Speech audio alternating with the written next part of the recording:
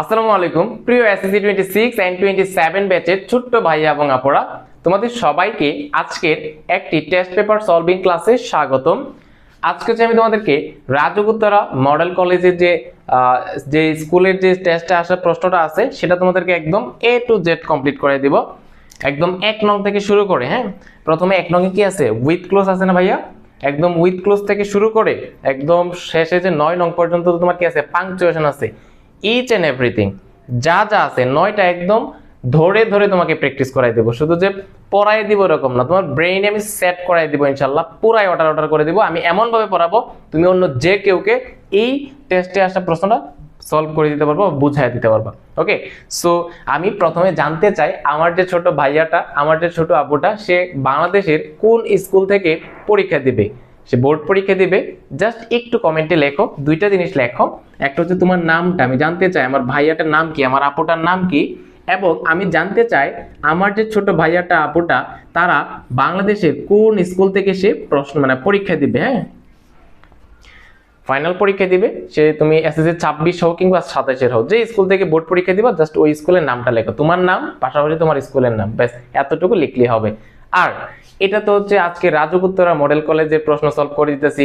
পরবর্তীতে কোন স্কুলের টেস্টে আসা প্রশ্নটা আমি সলভ করে দিব এটাও জানাইও যে ভাইয়া ওই স্কুলের প্রশ্নটা আগে সলভ করে দেন, তখন হচ্ছে আমি ওইটা প্রিমিয়াম লেভেলের একটা সলভিং ক্লাস আপলোড দিব তোমাদেরকে ভালো করে বোঝার জন্য। ওকে, সো চলো একদম কথা না বাড়িয়ে শুরু করা যাক, কেমন? আর তোমরা যারা যদি এই পিডিএফটা পেতে চাও, অনেকে তো হয়তো টেস্ট পেপার কিনো নাই, পিডিএফটা যদি পেতে চাও তাহলে আমার যে পেজ আছে না, আমার সেম তোমরা যারা ইউটিউবে ক্লাস করো পেজ আছে আমার একটা, English with Sanowar Sikder Facebook page. ওই পেজটা ফেসবুকে সার্চ দিবা, সার্চ দিয়ে আমার পেজটা ফলো দিয়ে আমার ওই পেজের ইনবক্সে নক দিও যে ভাইয়া আপনার পেজটা আমি ফলো দিছি, আমাকে এই পিডিএফটা দিয়ে দেন, তখন হচ্ছে আমি তোমাকে ওই পিডিএফটা তখনই ইনস্ট্যান্ট আমি দিয়ে দিব। ওকে, আচ্ছা দেখো তাহলে 1 নং থেকে আমরা শুরু করি, কেমন? 1 নং এ কি আছে ভাইয়া? 1 নং এ থাকে হচ্ছে উইথ ক্লোজ। কেমন? উইথ ক্লোজ তো তোমাদের কঠিন লাগে? কঠিন লাগবে না, ভাইয়া তো তোমাদেরকে জানোই পুরাই অর্ডার করে দিবে ইনশাআল্লাহ। সো উইথ ক্লোজে ভালো করার জন্য উপরে যে বক্সটা আছে না, এই বক্সটা হচ্ছে আমরা পড়ে নিব যে কি কি ওয়ার্ড গুলো এখানে আছে। প্রথম কাজই হচ্ছে এটা। ওকে, এরপর একটু আমরা প্রথমে নাম্বারিংটা করে নিই, A B C D E F G H I J। কেমন? 10টা নাম্বারিং করে নিলাম। এবার হচ্ছে আমরা দেখি জেনারেট মানে হচ্ছে উৎপন্ন করা, হ্যাঁ। এরপর হচ্ছে ইনক্রিজ মানে হচ্ছে বৃদ্ধি, পার্সোনালাইজড মানে হচ্ছে ব্যক্তিগত, এরপর হচ্ছে উইথ মানে সাথে, ফ্রম মানে থেকে, এন্ড মানে একটা আর্টিকেল, এরপর হচ্ছে কি ন্যাচারাল মানে স্বাভাবিক বা প্রাকৃতিক, ইন মানে একটা প্রিপজিশন, চেক মানে হচ্ছে কি করা, যাচাই করা, অ্যাক্সেসিবল মানে হচ্ছে তোমার সহজলভ্য, হ্যাঁ, বা সুবিধাজনক এরকম বলতে পারো। তো এই যে তোমার ওয়ার্ডগুলো পড়লাম, তাহলে এই ওয়ার্ডগুলো এখানে আছে, দরকার লাগলে তুমি আর দুইবার দেখো যে কি কি ওয়ার্ডগুলো আছে। Generate, increased, personalised, with, from, and, natural, in, check, accessible. এইবার হচ্ছে আমার কাজটা হচ্ছে এই প্যাসেজটা পড়া, পড়ে অর্থ অনুসারে উপর থেকে ওয়ার্ডগুলো এখানে বসানো, এবং মাঝে মাঝে কিছু তোমার গ্রামাটিক্যালি চেঞ্জ করার প্রয়োজন হবে, ওটা তুমি সেন্টেন্সের কনটেক্সট দেখলেই বুঝবা যে এটা এখানে এই পার্টস অফ স্পিচটা চেঞ্জের দরকার, এটা যেহেতু অ্যাডজেক্টিভের জায়গায় এটা অ্যাডজেক্টিভ বানানোর দরকার, এটা যেহেতু একটা অ্যাডভার্বের জায়গায় একটা অ্যাডভার্ব বানানোর দরকার। তো আগে ওয়ার্ডগুলো বসাবো, পরে যদি সেন্টেন্সের কনটেক্সট বিবেচনা করে আমাকে ওইটাকে কিছুটা চেঞ্জ করার প্রয়োজন হয় আমি চেঞ্জ করব। ওকে, আচ্ছা তাহলে দেখো, ChatGPT is dash advanced artificial intelligence developed by OpenAI that communicates with users in language। একটু একটু করে আমরা বুঝি, আমরা তো কঠিন করে বোঝাইতে পারি না আমি। ChatGPT is dash advanced artificial intelligence। ChatGPT হচ্ছে একটি অ্যাডভান্সড আর্টিফিশিয়াল মানে হচ্ছে কি, একটা কৃত্রিম, একটা হচ্ছে কৃত্রিম বুদ্ধিমত্তা, হ্যাঁ, ইন্টেলিজেন্স মানে বুদ্ধিমত্তা। ChatGPT হয় একটি অ্যাডভান্সড আর্টিফিশিয়াল ইন্টেলিজেন্স ডেভেলপড, যেটা ডেভেলপ করছে, যেটা আবিষ্কার করছে বা বিকশিত করছে। ডেভেলপড কিসে, কি ডেভেলপ করছে বা কোন জিনিসটা ডেভেলপ করছে এই ChatGPT-টাকে? OpenAI। এই OpenAI হচ্ছে এই ChatGPT-টাকে কি করছে, ডেভেলপ করছে। দ্যাট কমিউনিকেটস, হ্যাঁ, এই ChatGPT-টা মানুষ কি করে, কমিউনিকেট করে উইথ ইউজার্স, হ্যাঁ, communicates with users in dash language, একটা ভাষার মাধ্যমে এই এআইটা OpenAI বা ChatGPT-টা কি করে, ইউজারের সাথে কমিউনিকেট করে। ওকে, তাহলে দেখো যেহেতু ChatGPT হয় একটি অ্যাডভান্সড আর্টিফিশিয়াল ইন্টেলিজেন্স, ইন্টেলিজেন্স দিয়ে একটি ওয়ার্ড দিয়ে আমরা কোন আর্টিকেলটা নিব বলো তো? আর্টিকেল কি আছে এখানে? এন, এন আছে। কেন এন নিব? কারণ হচ্ছে এটা, এই যে এটা কিন্তু এখানে অ্যাডভান্সের, এটা হচ্ছে একটা ভাওয়েল, আর ভাওয়েলের আগে আর্টিকেল কি বসে? এন বসে। আর তোমার কি এখানে দেওয়াও আছে, তোমার এনে তোমার চিন্তাও করার দরকার নেই। তাহলে এ নাম্বার আনসারটা কি হবে? এন হবে। ভাইয়া বুঝাইতে পারছি তোমাকে যে ChatGPT is an advanced artificial intelligence developed by OpenAI that communicates with users in dash language. এই OpenAI-টা কমিউনিকেট করে কাদের সাথে? ইউজারের সাথে, ব্যবহারকারীদের সাথে ড্যাশ ল্যাঙ্গুয়েজ, একটা ভাষার মাধ্যমে। কেমন ভাষার মাধ্যমে বলো তো? Generate increased personalised with from natural accessible text. কি বলো তো? চ্যাট জিপিটির কিন্তু একটা কি আছে? নিজস্ব ভাষা আছে, একটা স্বাভাবিক ল্যাঙ্গুয়েজ আছে, তাই না? তো স্বাভাবিক করতে আমরা কি দিতে পারি?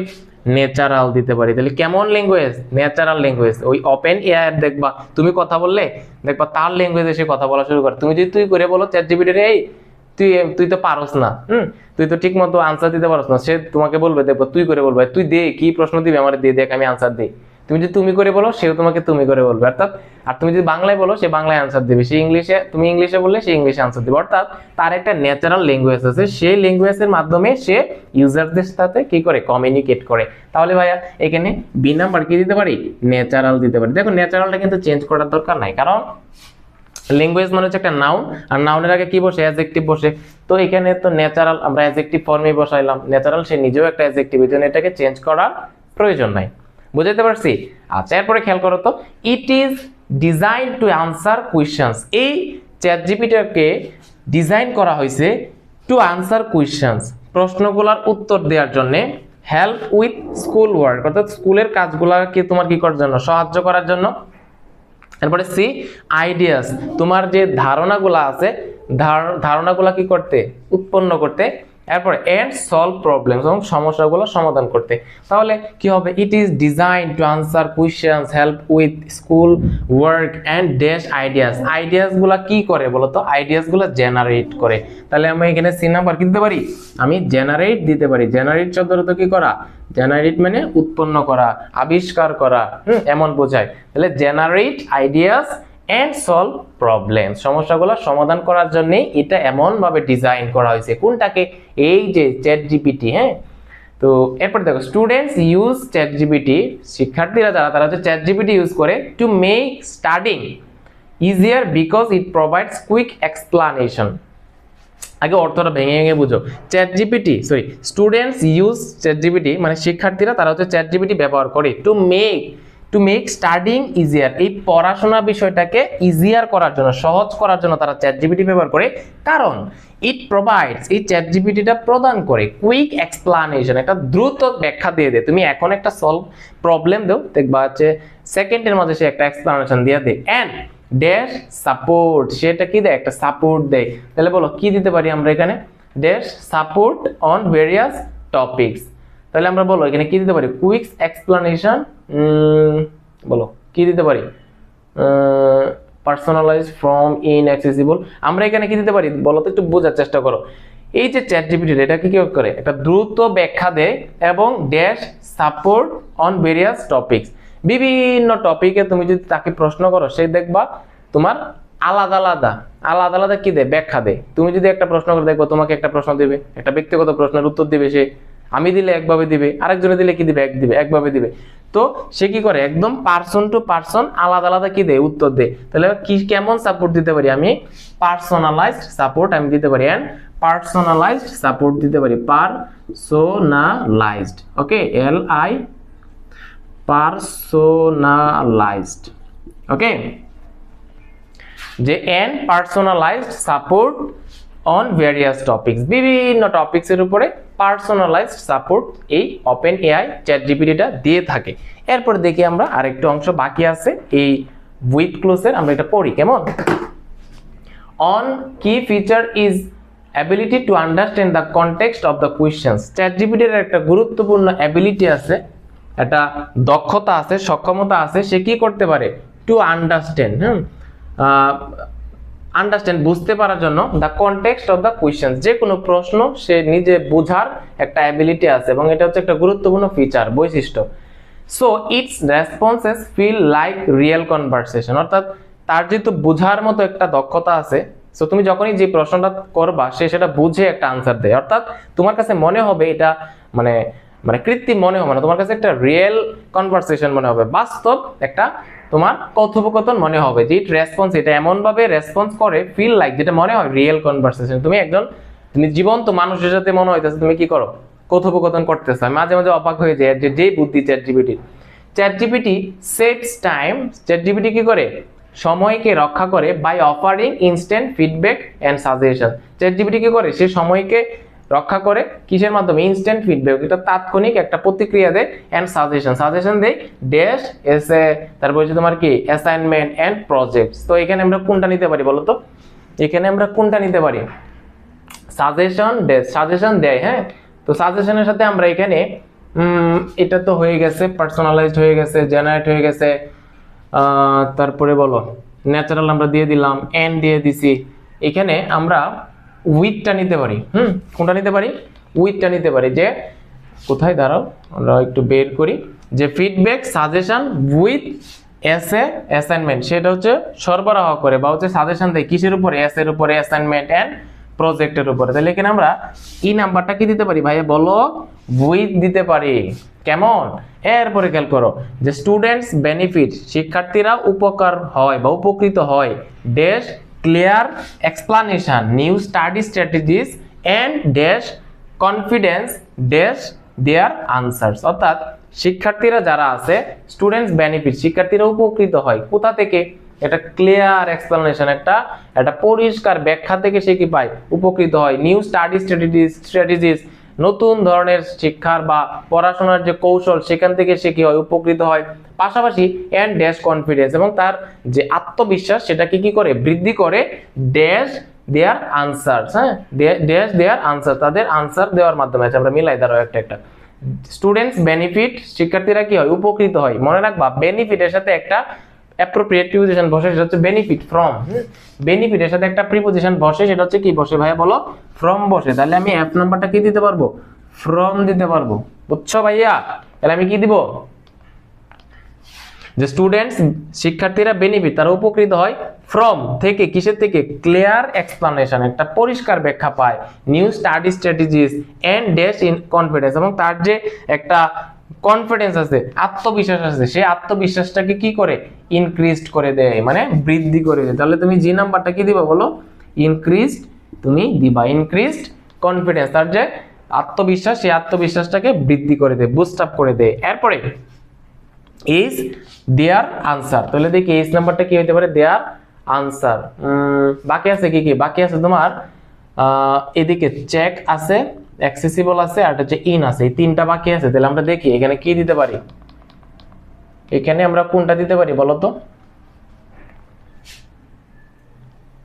যে ইনক্রিজড কনফিডেন্স, তার যে আত্মবিশ্বাস সেটাকে কি করে, বৃদ্ধি করে ড্যাশ দেয়ার আনসার্স, মানে আনসার দেওয়ার মাধ্যমে বা আনসার দেওয়ার মধ্য দিয়ে সে তার আত্মবিশ্বাসটা কি করে, বৃদ্ধি করে। অর্থাৎ এই যে চ্যাট জিপিটি আছে, এই চ্যাট জিপিটি তোমাকে বিভিন্ন কোয়েশ্চেনের প্রশ্নের আনসার দেওয়ার মাধ্যমে তোমার কি করে, তোমার যে আত্মবিশ্বাস, সেই আত্মবিশ্বাসকে বৃদ্ধি করে দেয়।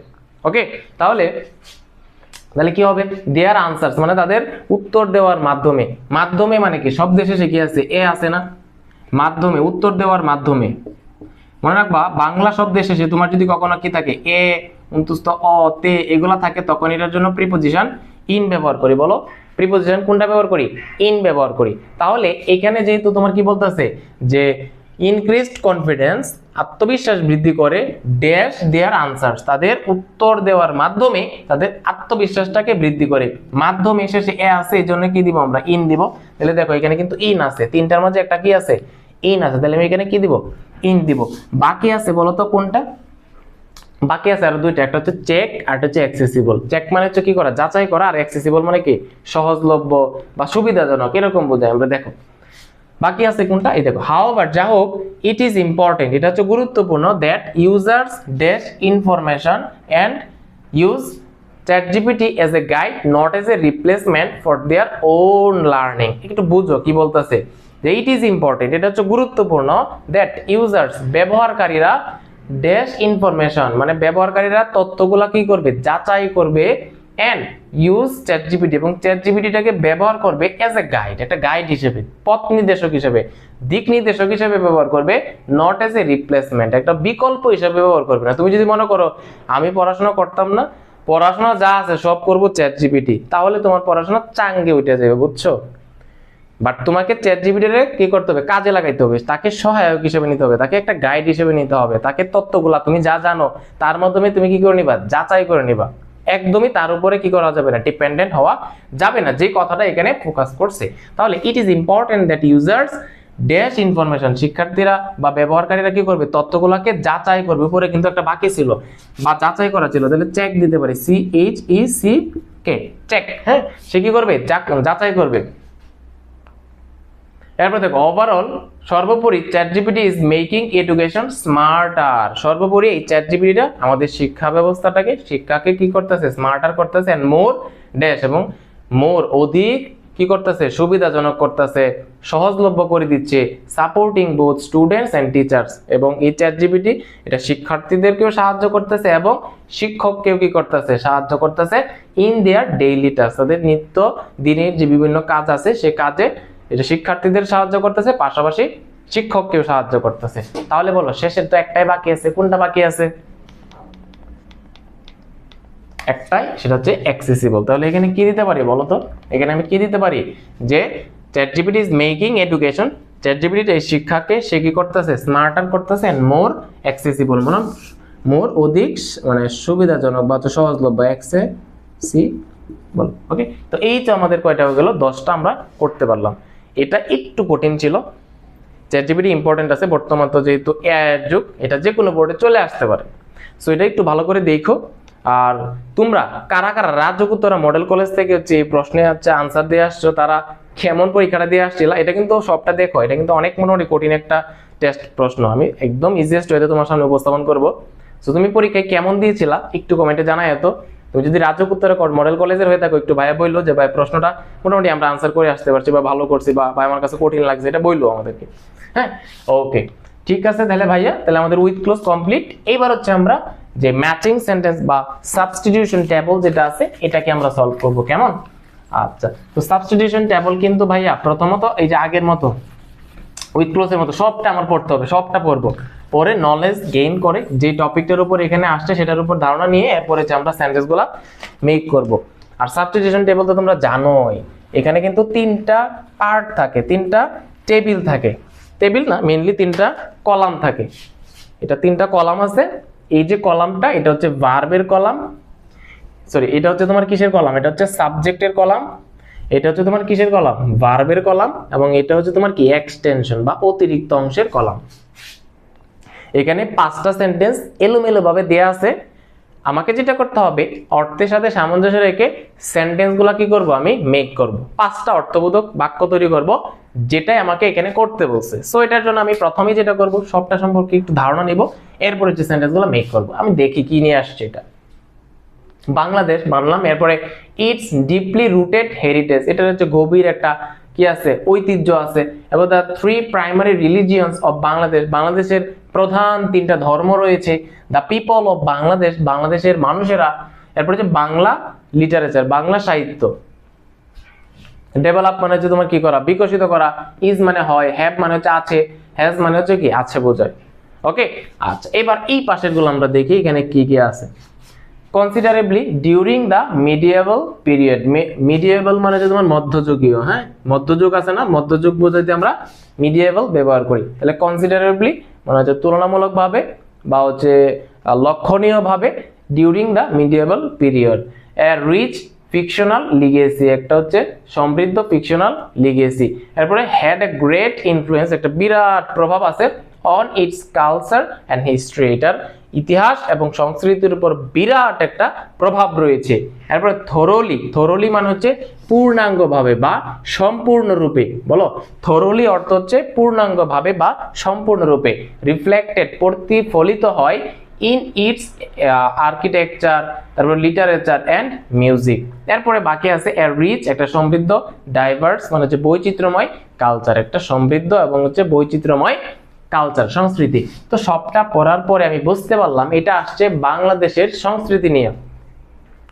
বাংলাদেশের কালচার নিয়ে, বাংলাদেশ কালচারটা কেমন, এখানে ধর্ম কয়টা আছে, মেইন ধর্ম কোনগুলা, তাই না, এবং এটার ঐতিহ্য বা ইতিহাসটা কতটুকু পুরাতন, কখন এটা সবচেয়ে বেশি ডেভেলপ হয়েছে, হ্যাঁ, এবং এটার কিসের উপর প্রভাব রয়েছে, হ্যাঁ। তো এই সবগুলা বিষয় নিয়ে এখানে আলোচনা করা হয়েছে। বেশ, সাবস্টিটিউশন টেবিলের ক্ষেত্রে প্রথম যে সেন্টেন্সটা আমি নিব সেটা হচ্ছে একটা টপিক সেন্টেন্স নিব, ইন্ট্রোডাক্টরি সেন্টেন্স নিব, যেটা দিয়ে বোঝা যাবে এটা কি বিষয় নিয়ে আলোচনা করা হইতেছে এখানে। তো টপিক সেন্টেন্সটা কি হইতে পারে, প্রথমে আমি 1 নাম্বারটাকে নিলাম, বাংলাদেশ নিলাম, বাংলাদেশ। এরপরে বাংলাদেশের সাথে কোনটা মিলাইতে পারি বলো তো টপিক সেন্টেন্স হিসেবে? আমি যদি বলি বাংলাদেশ ইজ, বা বাংলাদেশের সাথে কি নিতে পারি বলো তো? এটা যেহেতু সংস্কৃতি নিয়ে আসছে তাহলে বলতে পারি বাংলাদেশ হ্যাজ, বাংলাদেশের আছে এ রিচ, একটা সমৃদ্ধ, ডাইভার্স কালচার, একটা সমৃদ্ধ এবং হচ্ছে বৈচিত্র্যময় কি আছে, সংস্কৃতি আছে। যেহেতু বাংলাদেশের সংস্কৃতি নিয়ে আসছে সাবস্টিটিউশন টেবলটা, এই জন্য প্রথম টপিক সেন্টেন্সটা এটা দিতেছি আমি, যে Bangladesh has a rich and diverse culture. তাহলে বলো এটা 1 নাম্বার, এই হ্যাজটা হচ্ছে 1 নাম্বার, এদিকে এটা হচ্ছে 1 নাম্বার। বেশ, তাহলে তুমি তো আর এভাবে দিবা না, প্রশ্নের মধ্যে কি তুমি এভাবে দাগাইবা না, তুমি যেটা করবা, তুমি কি করবা, একটা এ নাম্বার দিবা। একটা সেন্টেন্স আমরা মেক করতেছি, প্রথমে কি দিবা, বাংলাদেশ, প্রথমে কি দিবা, বাংলাদেশ, এরপরে ভার্ব কি নিবা, এখানে হ্যাজ নিবা, এরপরে এখানে এক্সটেনশন কি নিবা, বাংলাদেশ হ্যাজ এ রিচ, একটা সমৃদ্ধ, এরপর হচ্ছে ডাইভার্স, ডাইভার্স মানে হচ্ছে বৈচিত্র্যময়, হ্যাঁ, ডাইভার্স কালচার, বাংলাদেশের একটা সমৃদ্ধ এবং হচ্ছে বৈচিত্র্যময় সংস্কৃতি রয়েছে। এই যে তুমি একটা সেন্টেন্স মেক করলা, এটার জন্য তোমাকে 1 মার্ক দিয়ে দিবে। সো আমি জাস্ট বোঝানোর জন্য আমি এখানে নাম্বারিং করতেছি, পরে তুমি তো খাতার মাঝে মিলাই নিবা, আমি এখানে লিখলে অনেক সময় যাবে। এরপর দেখো ইট ডিপলি রুটেড হেরিটেজ, এটার যে তোমার একটা গভীর যে ঐতিহ্য, হেরিটেজ, এটা কি হইতে পারে বলো, এটার ঐতিহ্যটা বলো, এটার ঐতিহ্য কি নিতে পারি এটার সাথে? নিতে পারবো, its deeply rooted heritage is thoroughly reflected in its architecture, তারপর হচ্ছে লিটারেচার অ্যান্ড মিউজিক। মানে হচ্ছে এটার যে একটা ঐতিহ্য আছে সেটার কি আছে, এটা পূর্ণাঙ্গ রূপে বা হচ্ছে এটা সম্পূর্ণরূপে প্রতিফলিত হয়, বাংলাদেশের যে তোমার ঐতিহ্যটা আছে সেটা প্রতিফলিত হয়, হ্যাঁ। হেরিটেজ ইজ থোরোলি রিফ্লেক্টেড, বাংলাদেশের যে ঐতিহ্যটা এটা হচ্ছে পূর্ণাঙ্গভাবে প্রতিফলিত হয়, কিসের উপরে প্রতিফলিত হয়, ইন ইটস আর্কিটেকচার, এটার সাহিত্য এবং মিউজিক, সঙ্গীতের উপরে কি হয়, এটা পুরো ঐতিহ্যটা প্রতিফলিত হয়। ওকে, তাহলে আমরা কি নিতে পারি, এটা নিতে পারি 2 নাম্বার সেন্টেন্সের সাবজেক্ট, বি নাম্বার সেন্টেন্সের সাবজেক্ট, এবং এই সেন্টেন্সের ভার্ব নিতে পারি আমরা ইজ, এবং এটার এক্সটেনশন নিতে পারি এটা। তাহলে তুমি জাস্ট বি নাম্বার দিয়ে ফুল সেন্টেন্সটা তুমি জোড়া লাগাই দিবা, যে it's deeply rooted heritage is thoroughly reflected in its architecture and literature and finally music.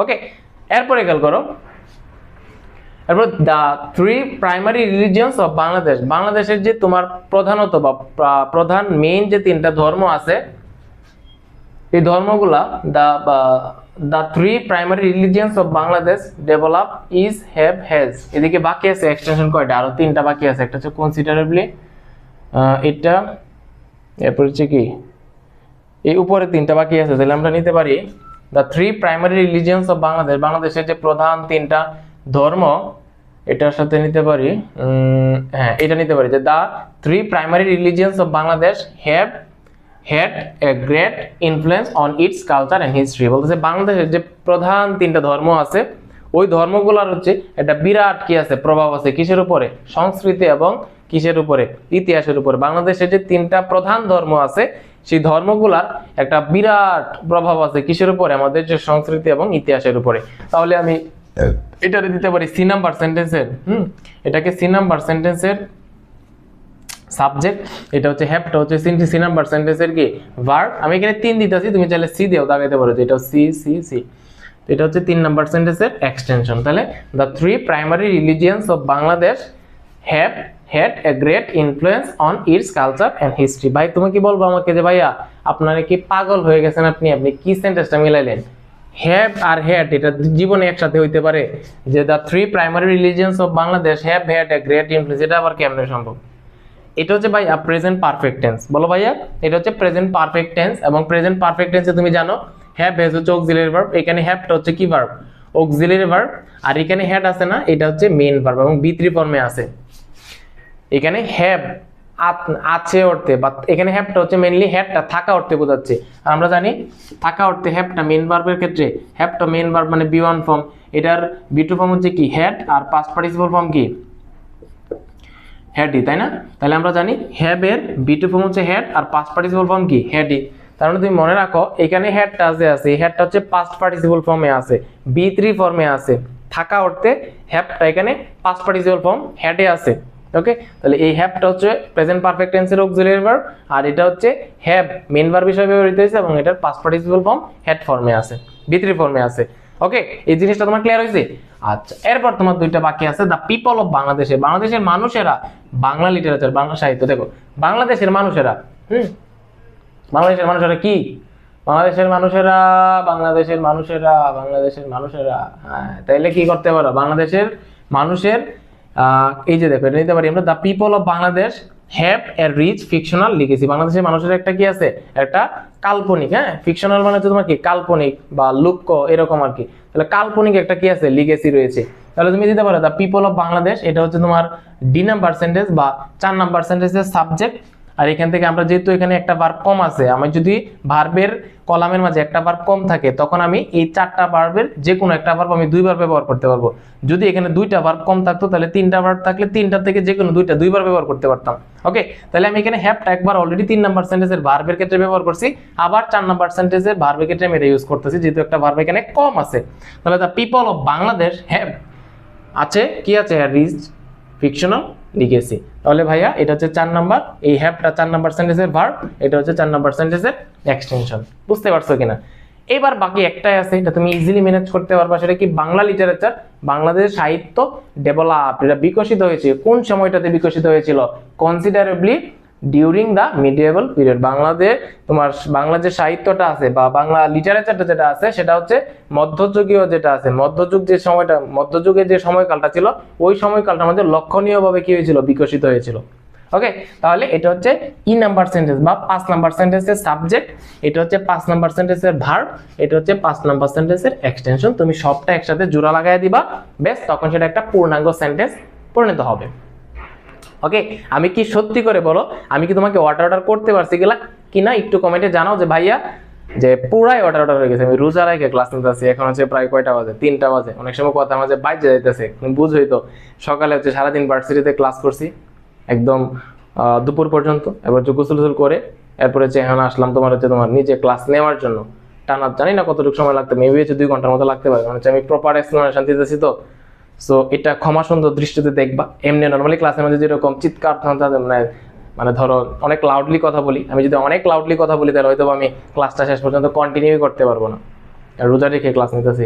So যেটা বললাম দেখো, এইভাবে তুমি যদি পড়ো দেখবা ইজিলি তুমি কি করতে পারো? আনসার করতে পারবা। যে প্রথম টপিক সেন্টেন্সটা কি ছিল?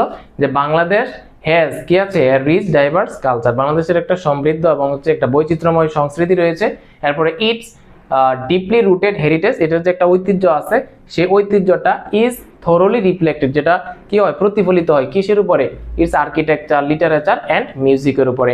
3 নাম্বার সেন্টেন্স যেটা ছিল the 3 primary religions of Bangladesh, বাংলাদেশের 3টা ধর্ম যেটা আছে এটা হচ্ছে আমাদের সংস্কৃতির উপর অনেক কি আছে? প্রভাব রয়েছে। তাহলে have had a great influence on its culture and history।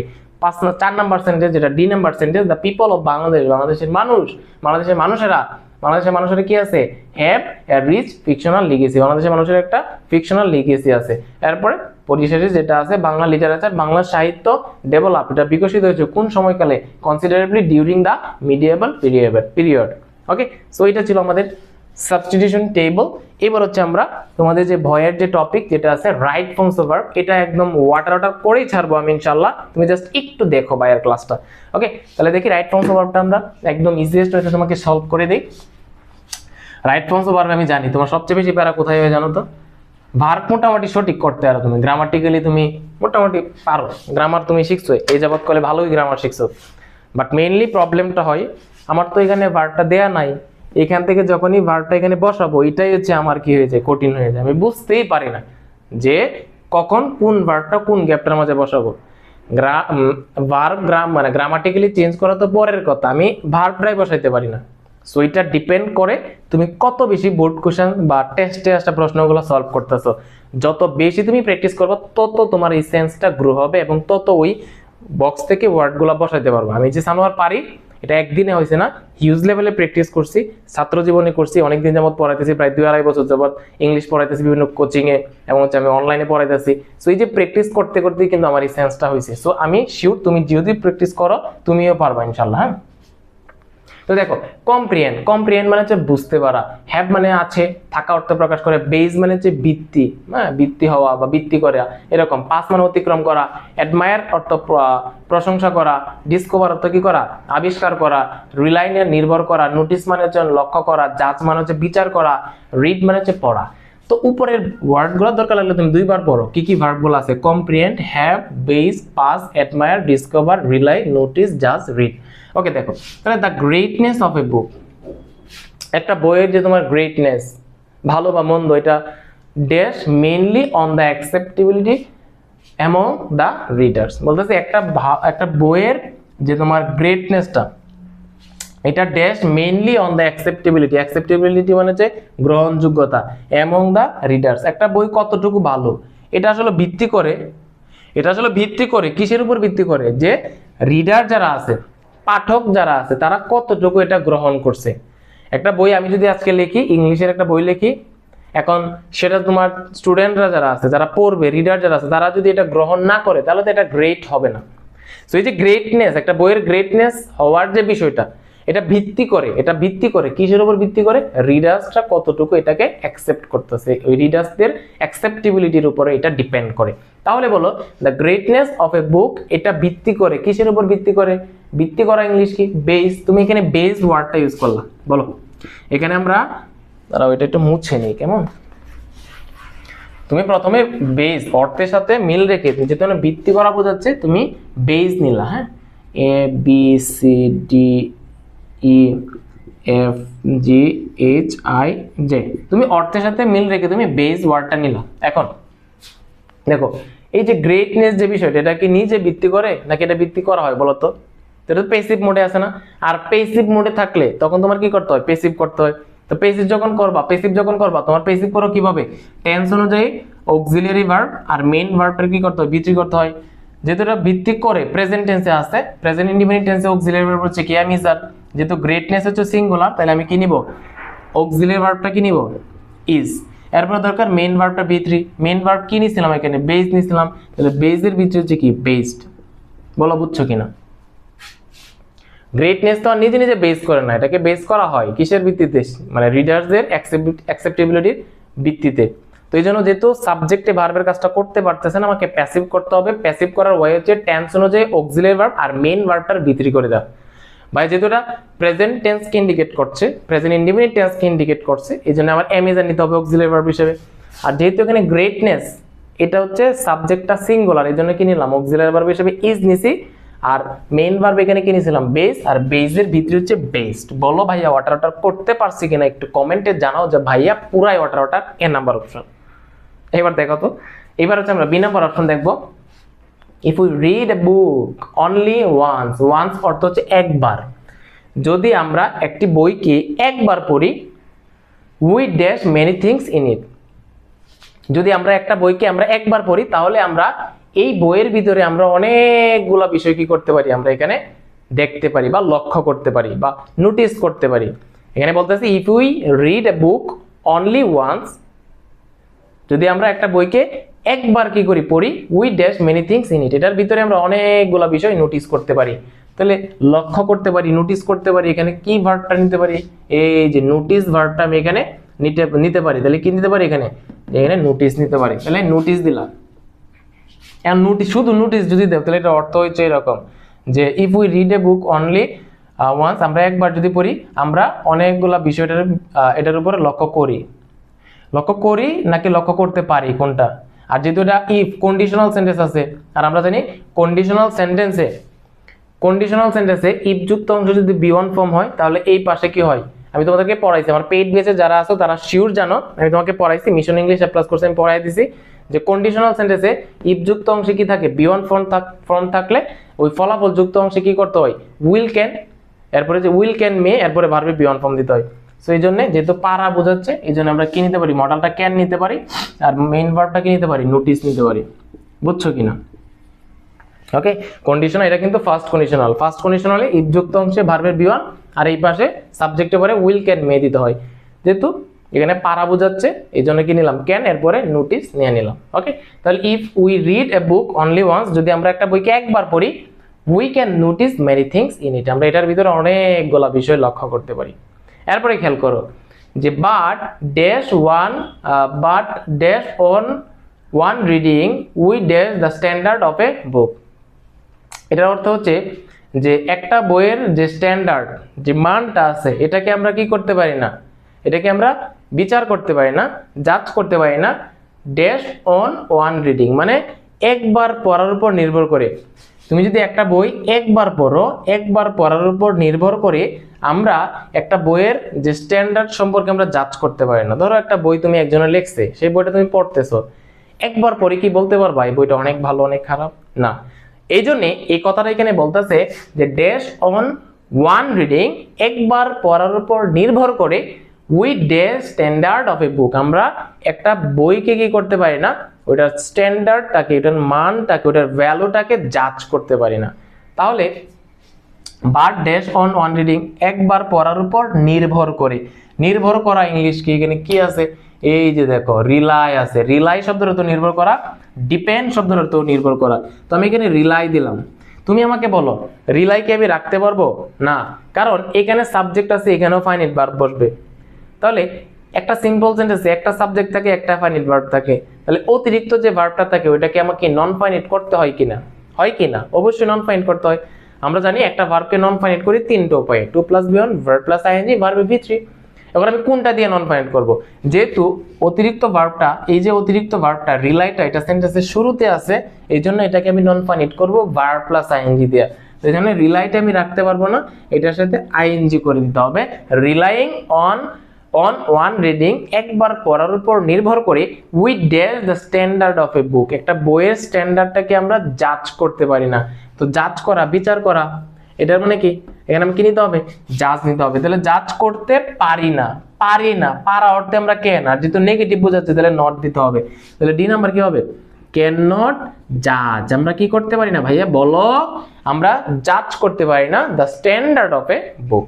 তাহলে relying on reading we can not কি করতে পারি না, উই ক্যান নট জাজ দ্য স্ট্যান্ডার্ড অফ এ বুক। দেখো এখানে কিন্তু যে ক্যানটা ছিল, এই ক্যানটা কিন্তু কি ভার্ব, ফাইনাইট ভার্ব। তাহলে একটা সেন্টেন্সে একটা সাবজেক্টে একটা ফাইনাইট ভার্ব, একটা সিম্পল সেন্টেন্স। এখন এখানে যদি শুধু রিলাই দিতাম, রিলাই তো ভার্বের বি ওয়ান ফর্ম, তখন দুইটা ফাইনাইট হয়ে যেত না। এই জন্য এই রিলাইটাকে আমি নন ফাইনাইট করছি। আর নন ফাইনাইট তো তুমি জানো তিনটা উপায় করো, to plus V one, verb plus ING, verb V three. যেহেতু দ্বিতীয় ভার্বটা, অতিরিক্ত ভার্বটা সেন্টেন্সের শুরুতে আছে, এই জন্য ভাই এটা মানে নন ফাইনাইট করছি আমি ভার্ব প্লাস আইএনজি দিয়ে। এই যে গ্রামার যে চেঞ্জটা, কিভাবে তুমি গ্রামাটিক্যাল চেঞ্জটা করবা, ভার্বের ফর্মটা সঠিক রূপে বসাবো, এগুলো যে আমি এত নিখুঁত ওয়েতে আমার পেইড ব্যাচে পড়াই দিছি, তুমি জাস্ট মানে ওয়াসাম ওয়েতে পড়াই দিছি। হ্যাঁ, একটা আউটস্ট্যান্ডিং ওয়েতে একদম রাইট ফর্মস অফ ভার্বের একটা বেসিক ক্লাস দিছি 1.5 ঘন্টার উপরে। এরপর হচ্ছে 20টা প্র্যাকটিস করাই দিব, এর মাঝে 10টা অলরেডি প্র্যাকটিস করে দিয়েছি বোর্ড কোশ্চেন্স, আরো 10টা প্র্যাকটিস করাই দিব।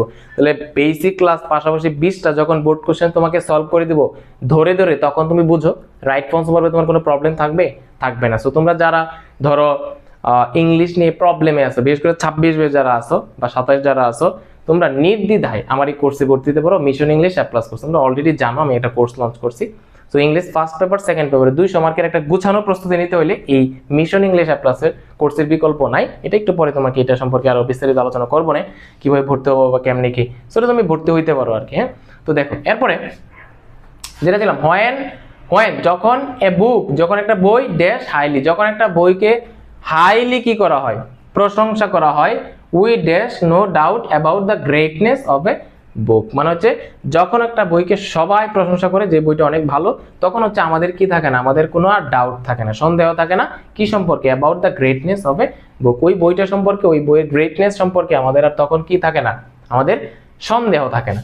তো কি হইতে পারে এখানে, when a book dash highly, যখন হচ্ছে একটা বই কি করা হয় হাইলি, উচ্চস্বরে বা ভীষণ কি করা হয়, ভীষণ কি করা হয়, ভীষণ অ্যাডমায়ার করা হয়, যখন বিরাট ভাবে প্রশংসা করা হয়।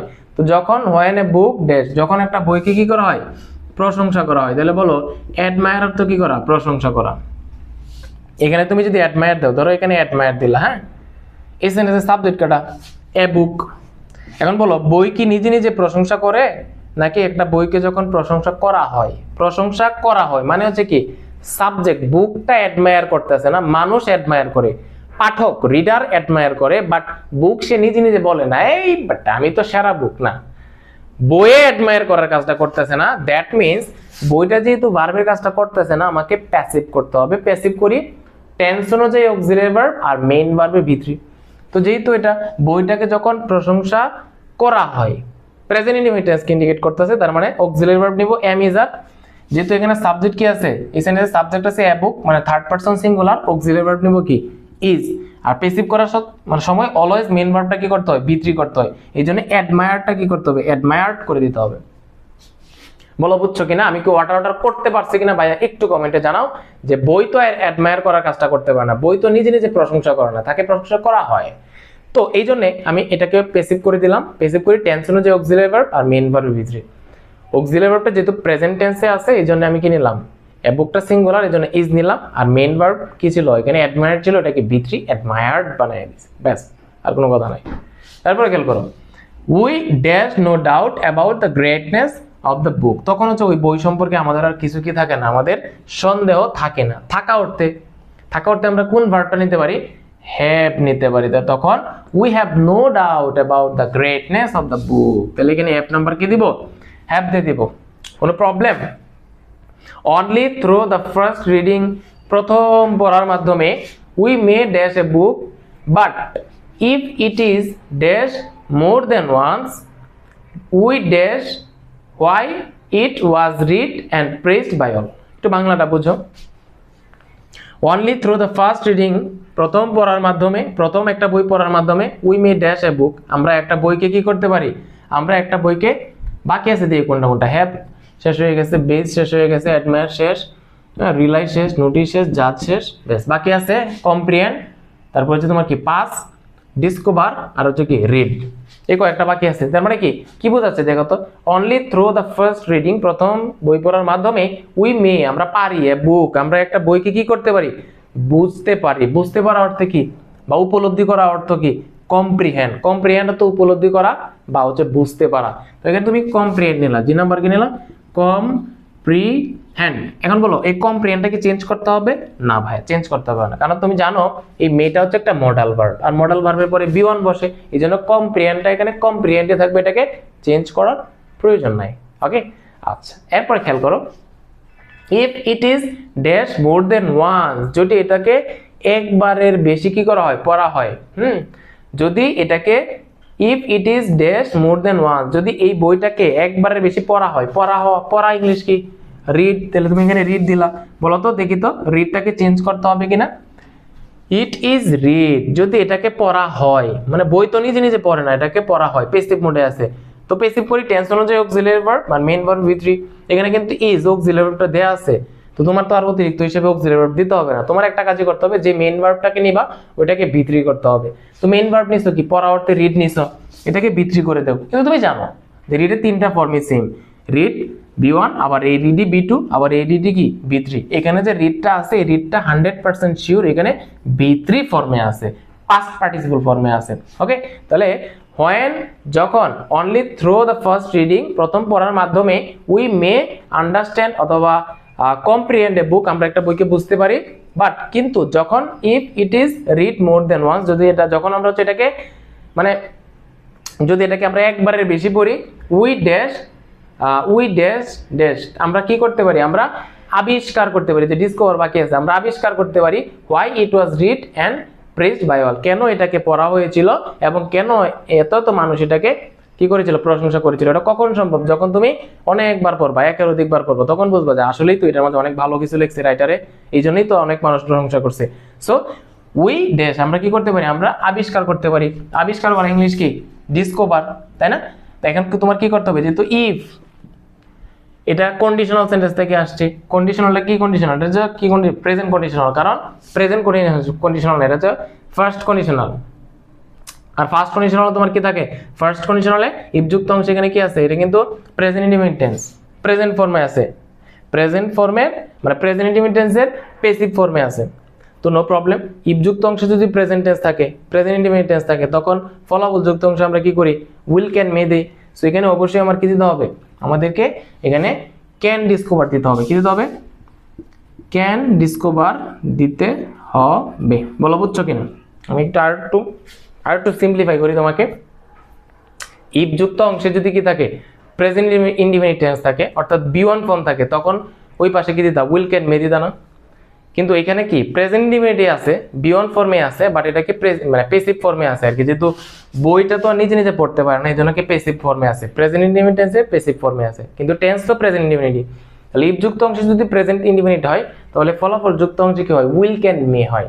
সো এখানে যেহেতু পারা বোঝাচ্ছে, এই জন্য আমরা কি নিলাম, ক্যান নিলাম, আর আবিষ্কার করার অর্থে আমরা কি নিলাম, ডিসকভার নিলাম। তাহলে উই ক্যান ডিসকভার আমরা আবিষ্কার করতে পারি why it was read and praised by all. এরপরে খেয়াল করো, so the great books are those, so great books হচ্ছে ওই সকল বইগুলা that have days the test of time, মানে যেগুলো হচ্ছে সময়ের ধারায় কি করা হয়েছে, টেস্ট অতিক্রম করেছে, অর্থাৎ যেগুলো হচ্ছে অনেকবার মানুষ পড়ে ফেলেছে, টেস্ট করে ফেলেছে, ওইগুলো হচ্ছে কি আসল বই। আর বই লেখলা কেউই পড়ছে না, কেউ টেস্ট করছে না, এটা কি তুমি ভালো লেখলে কেউ কি বলবে এটা ভালো বই না? এটা বই একজনে লেখলে যখন অনেকগুলো মানুষ এটা পড়ে বারবার টেস্ট করে যায় আসলে বইটা ভালো আছে কিনা, অনেকগুলো টেস্ট অতিক্রম করার মাধ্যমে তখন একটা বইকে আমরা বলতে পারি যেটা একটা গ্রেট বুকস। তাহলে যে the great books are those, ওই বইগুলা দ্যাট হ্যাভ ডেজ, যেগুলা কি করেছে, অতিক্রম করেছে, কোনগুলা, দ্য টেস্ট অফ টাইম। হ্যাঁ, তো টেস্ট যেটা অতিক্রম করেছে, তাহলে অতিক্রম করা ইংলিশ কি, পাস। তো তুমি কি এখানে পাস দিবা না, কারণ হ্যাভ হ্যাজের পরে কি করতে হয়, বি3 করতে হয়, যেন পাসটা কি হয়ে যাবে, পাস্ট হয়ে যাবে। ওকে, সো এই ছিল আমাদের রাইট ফর্মস অফ ভার্ব। আমি কি তোমাকে ওয়াটার অর্ডার করতে পারছি কিনা একটু কমেন্টে জানাই হতো যে ভাই রাইট ফর্মস অফ ভার্ব পুরো ওয়াটার। সো দেখো আমি এখন একটু কোর্স সম্পর্কে একটু বলি, এরপর হচ্ছে বাকি আরো যে তোমার 6টা টপিকস আছে একদম ওয়াটার করবো, নো প্রবলেম। অলরেডি মেবি কত মানে 1 ঘন্টার মতো হয়ে গেছে ক্লাসটা। সো যেটা বলতেছিলাম, তোমরা যারা মনে করো যে English first paper second paper নিয়ে একদম পুরো ভয়ে আছো, আই ক্যান চ্যালেঞ্জ ইউ, তুমি পরীক্ষার পরে মিলাই নিও। আমার কোর্সে যারা ভর্তি হইতেছে, অলরেডি আমার কোর্সে প্রায় 400 স্টুডেন্ট ভর্তি হয়েছে, 400 স্টুডেন্টস, হ্যাঁ 400 স্টুডেন্টস ভর্তি হয়েছে আমার মিশন ইংলিশ অ্যাপ্লাস কোর্সে অলরেডি, কারণ আমার পড়ার কোয়ালিটি দেখে ভর্তি হয়েছে। আমি তোমাকে বলতেছি, তুমি যদি মনে করো English first paper second paper একটা গুছানো প্রস্তুতি নিতে চাও, আমার এই কোর্সে ভর্তি হয়ে যাও। এটা কিন্তু ভাই রেকর্ডেড কোর্স, এই জন্য আগের যে ক্লাসগুলো সবগুলো একসাথে রেকর্ডেড আছে, তুমি ভর্তি হলে একসাথে পেয়ে যাবে, তোমার কোনো সমস্যাই নাই।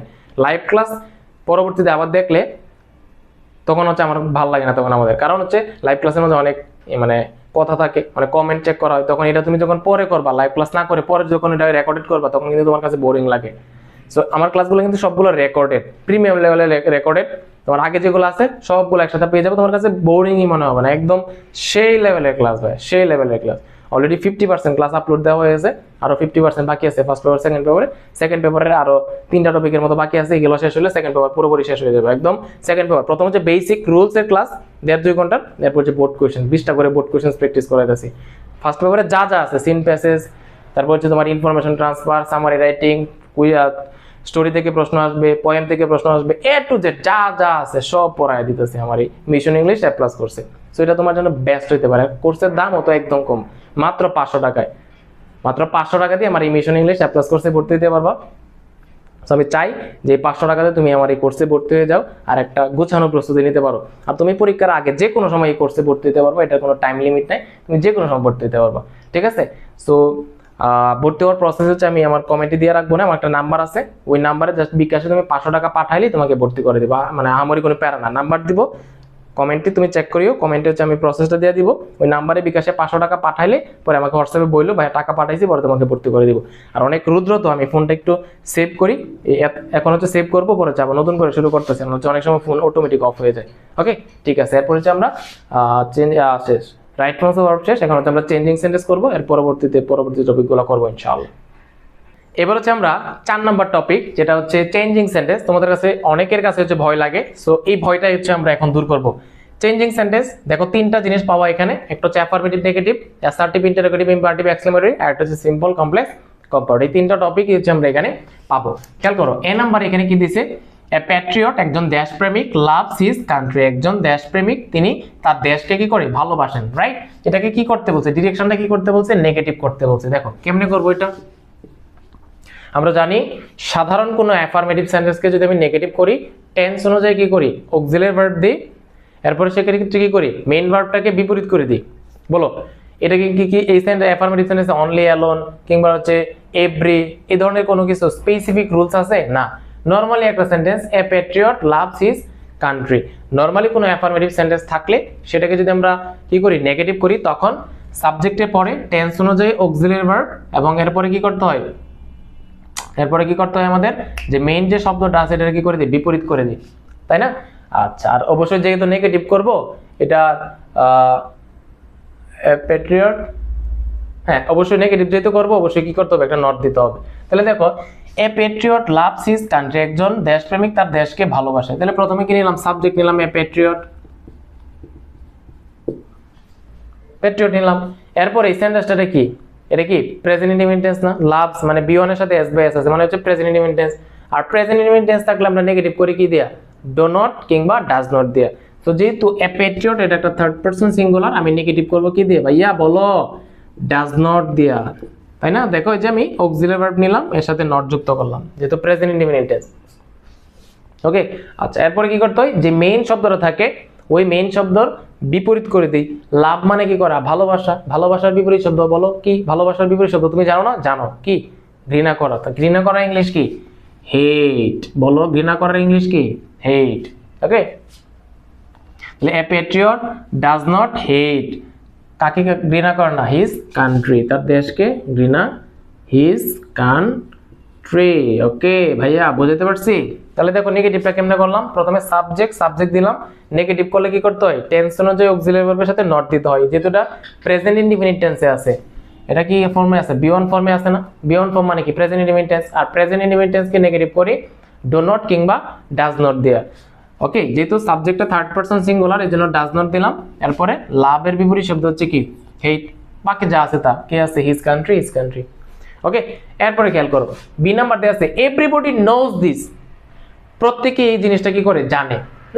তাহলে এভরিবডি নোজ দিস এটা হচ্ছে একটা কি সেন্টেন্স, এটা হচ্ছে একটা অ্যাসার্টিভ সেন্টেন্স। তোমাকে কি করতে বলছে, এটাকে ইন্টারোগেটিভ করতে বলছে। একটা assertive sentence, everybody subject, no মানে ভার্ব, দিস মানে হচ্ছে অবজেক্ট। তাহলে এটা হচ্ছে একটা অ্যাসার্টিভ সেন্টেন্স, আমাকে বলছে ইন্টারোগেটিভ করার জন্য। নরমালি কোনো অ্যাসার্টিভ সেন্টেন্সের সাবজেক্ট যদি এভরিবডি, এভরিওয়ান, অল থাকে তখন সেটাকে যদি আমরা ইন্টারোগেটিভ করি হো ডাজ নট কিংবা হো ডো নট দিতে হয়, এরপরে মেইন ভার্ব থেকে বাকি অংশ। তাহলে এভরিবডির জন্য আমাদের কি দিতে হবে হো দিতে হবে, যেহেতু এভরিবডি থার্ড পারসন সিঙ্গুলারের মতো কাজ করে এই জন্য ডো নট দিব না, দিব কি ডাজ নট দিব। তাহলে হো ডাজ নট, এরপরে ভার্ব থেকে বাকি অংশ does not, do not, did not, এগুলোর পরে মেইন ভার্বে বেস ফর্ম বসে, এই জন্য নোস এর এসটা দিব না, শুধু কি দিব নো দিব, বুঝছো? এরপরে দিস আছে যেহেতু একটা ইন্টারোগেটিভ সেন্টেন্স, শেষে প্রশ্নবোধক চিহ্ন। বলো তোমাকে বোঝাইতে পারলাম কিনা?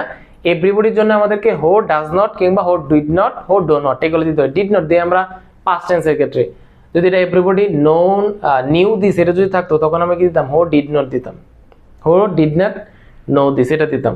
যেহেতু এটা বি ওয়ান ফর্মে আছে এই জন্য আমার এভরিবডির জন্য হো ডাজ নট কিংবা ডো নট দিতে হবে। তো যেহেতু এভরিবডিটা অনেক সময় থার্ড পারসন সিঙ্গুলার নাউনের মতো কাজ করে এই জন্য আমি কি দিলাম ডাজ নট দিলাম, এরপরে মেইন ভার্ব থেকে বাকি অংশ। আর does not, do not, did not এগুলোর পরে মেইন ভার্বের বেস ফর্ম হয়, বাকি যা আছে তা। বুঝছো কিনা বলো? এরপরে খেয়াল করো সি নাম্বারটা কি আছে বলো তো। As soon as our country fell into trouble in 1971, যেই মাত্র আমাদের দেশটা 1971 সালে সমস্যা পড়ে গিয়েছিল, মানে যুদ্ধ শুরু হয়ে গেল, দ্য পেট্রিয়টস যারা দেশপ্রেমিকেরা যারা ছিল ডিডেন্ট হেজিটেট, তারা দ্বিধাদ্বন্দ্ব করেছিল না কি করতে, টু স্যাক্রিফাইস দেয়ার লাইফ, তাদের জীবনটাকে উৎসর্গ করে দিতে বিন্দু পরিমাণ তারা কি করে নাই, দ্বিধা করে নাই। তো এই যে আছে এটা হচ্ছে কোন সেন্টেন্সে আছে বলো তো? এটা কিন্তু একটা অ্যাফার্মেটিভ সেন্টেন্স, তোমাকে করছে এটাকে নেগেটিভ করার জন্য। আমি জানি, আমি তোমাকে শিখাইছি, বলতে আমার পেইড বেসে শেখাবো আর কি। আর মেইনলি আমার ফ্রি একটা ক্লাস দেওয়া আছে অ্যাফার্মেটিভ নেগেটিভ, অর্থাৎ তোমার কিসের উপরে, চেঞ্জিং সেন্টেন্সের উপরে একটা প্লেলিস্ট করা আছে, তুমি চাইলে ওই ক্লাসগুলো দেখে আসতে পারো, তখন তোমার বোর্ড কোশ্চেন সলভ করতে বা টেস্টে আসা প্রশ্নগুলো সলভ করতে তোমার জন্য ইজিয়ার হবে।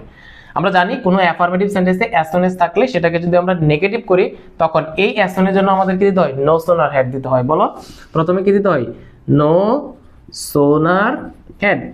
এরপরে সাবজেক্ট কি আছে এখানে, আওয়ার কান্ট্রি, তাই না? বলো our country. R no sooner হেডের পরে সাবজেক্টের পরে মেইন ভার্বে ভিতরে দিতে হয়। মেইন ভার্ব এখানে কি আছে? ফেল। ফেলের ভিতরে কি? মেইনলি ফল। ফল মানে পতিত হওয়া।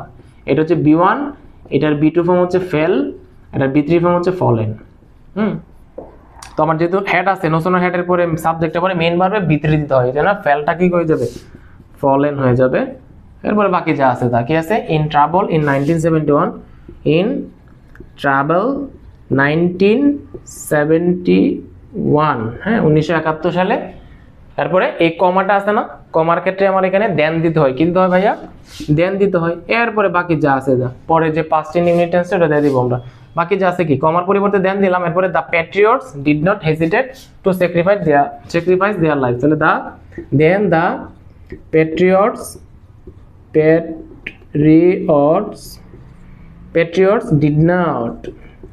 did not hesitate to sacrifice their lives. যারা পেট্রিয়ট যারা ছিল তারা তাদের জীবনটাকে উৎসর্গ করতে দ্বিধাবোধ করে নাই। তাহলে দেখো অ্যাসনের যুক্ত তুমি যে কোনো সেন্টেন্সকে তুমি যদি নেগেটিভ করতে চাও, ওই অ্যাসনের জন্য শুরুতে দিবা নো সোনার হেড, এরপরে যে সাবজেক্টটা থাকবে সাবজেক্ট দিবা, মেইন ভার্বটার কি করে দিবা? ভিতরি করে দিবা, এবং দেখবা ওই সেন্টেন্সটার মধ্যে অ্যাসনের যুক্ত সেন্টেন্সের মধ্যে একটা কমা থাকে মাঝে। এই কমার পরিবর্তে তুমি দেন দিবা, এবং এরপরে যে বাকি যা আছে যা দেখো সেম ঘটনাটা এখানে ঘটছে। অ্যাসনের জন্য আমি কি দিলাম? এখানে নো সোনার হেড, এরপরে সাবজেক্ট আছে আওয়ার কান্ট্রি, এরপর মেইন ভার্বটারে কি করলাম? ভিতরি করলাম, ফলেন। এরপরে বাকি যা আছে তা দিলাম। এরপর কমার পরিবর্তে আমি কি দিলাম? এখানে দেন দিলাম। এরপরে বাকি যা আছে তা। বুঝতে পারছো আমি কি তোমাকে বুঝাতে পারছি কিনা? একটু কমেন্টে জানাই তো যে ভাইয়া আপনি যে এটা যে অ্যাসোনেজের নিয়মটা শিখালেন, এখন আমাকে যেভাবেই দেখ না কেন অ্যাসোনেজ যুক্ত অ্যাফার্মেটিভ সেন্টেন্স আমি নেগেটিভ করতে পারবো। ওকে, আচ্ছা তাহলে দেখো এরপর এটা একটু মুছে নিই। হ্যাঁ,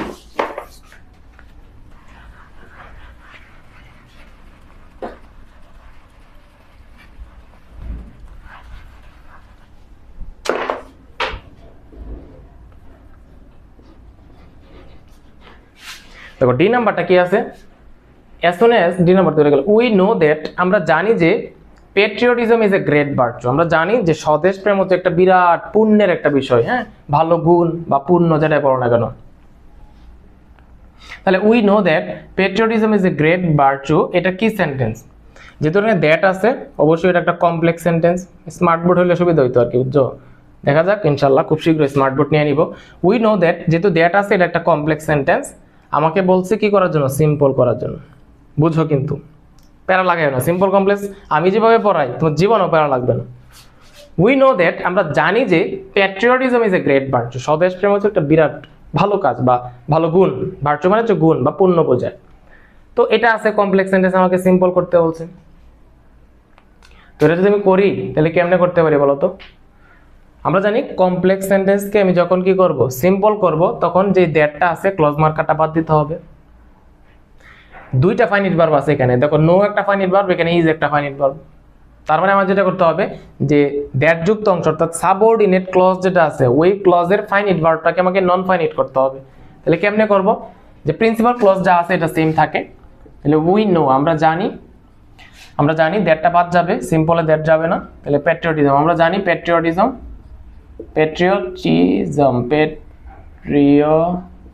আমরা জানি স্বদেশ প্রেম। এখানে ইজটা ছিল কি? ফাইনিট ভার্ব, এটাকে নন ফাইনিট করে দেই। কিভাবে নন ফাইনিট করবো দেখো তো? 2 + বিয়ন দিয়ে। বিয়ন বলতে বেস ফর্ম, তাহলে ইজ তো আর হবে না। ইজের বেস ফর্ম কি? ইজের বেস ফর্ম হচ্ছে বি। তাহলে we know patriotism to be, এরপর বাকি যা আছে great virtue. A great virtue, virtue মানে কি? গুণ। ভাইয়া কেমনে করছে? এটা কঠিন লাগছে? এটা দ্যাট যুক্ত কমপ্লেক্স সেন্টেন্স, সিম্পল করতেছি, দ্যাটটা বাদ যাবে। আর এই যে ইজটা ছিল এটা তো ফাইনিট ভার্ব, এটাকে আমরা জানি সিম্পল সেন্টেন্সে একটা ফাইনিট ভার্ব থাকে, এই জন্য ইজটাকে নন ফাইনিট করে দিছি। কিভাবে? 2 + বিয়ন দিয়ে। তাহলে উই নো প্যাট্রিয়টিজম, তো এটাকে নন ফাইনিট করছি কি? 2 + বিয়ন। টুর পরে তো বিয়ন বলতে আলটিমেটলি বিয়ন না, বেস ফর্ম বসে। তো ইজ তো আর দিতে পারবো না, ইজ এর বেস ফর্ম হচ্ছে বি। তো এই জন্য কি দিলাম? To be a great virtue. Base sentence হয়ে গেছে, we know patriotism to be a great virtue.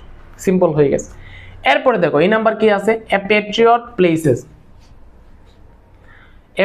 Places the interest of the country above everything, মানে একজন দেশপ্রেমিক সে সকল কিছুর ঊর্ধ্বে তার দেশের স্বার্থটা সে দেখে, নিজের স্বার্থ দেখে না, সব কিছুর ঊর্ধ্বে সে নিজের দেশের স্বার্থটাকে দেখে। তো এটাকে তোমাকে কি করতে বলছে? ইম্পারেটিভ করতে বলছে। ইম্পারেটিভ করো, তুমি দেখো পারো কিনা দেখো তো। এটা পারবা? ইম্পারেটিভ পারবা না, কারণ দেখো ইম্পারেটিভ সেন্টেন্সে নরমালি একটা অ্যাসার্টিভ সেন্টেন্সে তোমার যদি কি থাকতো, অ্যাসার্টিভ সেন্টেন্সে যদি কি থাকে, ইউ থাকে, তখন সেটা তুমি ইজিলি কি করতে পারো? ইম্পারেটিভ করতে পারো। তুমি জাস্ট ইউটাকে সাইলেন্ট করে দিলে, বাদ দিয়ে দিলে, ভার্ব থেকে এক্সটেনশন দিয়ে দিলে, ওটা কি হয়ে যায়? ইম্পারেটিভ হয়ে যায়। বাট ভাইয়া পেজটা তো লাগছে, এটা তো এখানে সাবজেক্ট তো আর ইউ না, সাবজেক্ট হচ্ছে এ প্যাট্রিয়ট। এখন আমি এটাকে কেমনে ইম্পারেটিভ করবো? টাচ লেগে গেছে না? তাহলে কি করবা? মনে রাখবা, যদি অ্যাসার্টিভ সেন্টেন্সে সাবজেক্ট ইউ থাকে, নরমালি সাবজেক্ট যদি ইউ থাকে, তখন সেটাকে যদি আমি ইম্পারেটিভ করি, তখন ইউটাকে বাদ দিলে, শুধু ভার্ব থেকে বাকি অংশ দিলে ওইটা কি হয়ে যায়? ইম্পারেটিভ হয়ে যায়। যেমন আমি যদি বলি ইউ শুড রিড অ্যাটেন্টিভলি, তোমাকে ভালো করে পড়াশোনা করা উচিত, তাই না? তাহলে ইউ শুড রিড অ্যাটেন্টিভলি, এটা একটা অ্যাসার্টিভ সেন্টেন্স। এটাকে তোমাকে যদি ইন্টারোগেটিভ করতে, ইম্পারেটিভ করতে বলতো, তুমি কি করতা?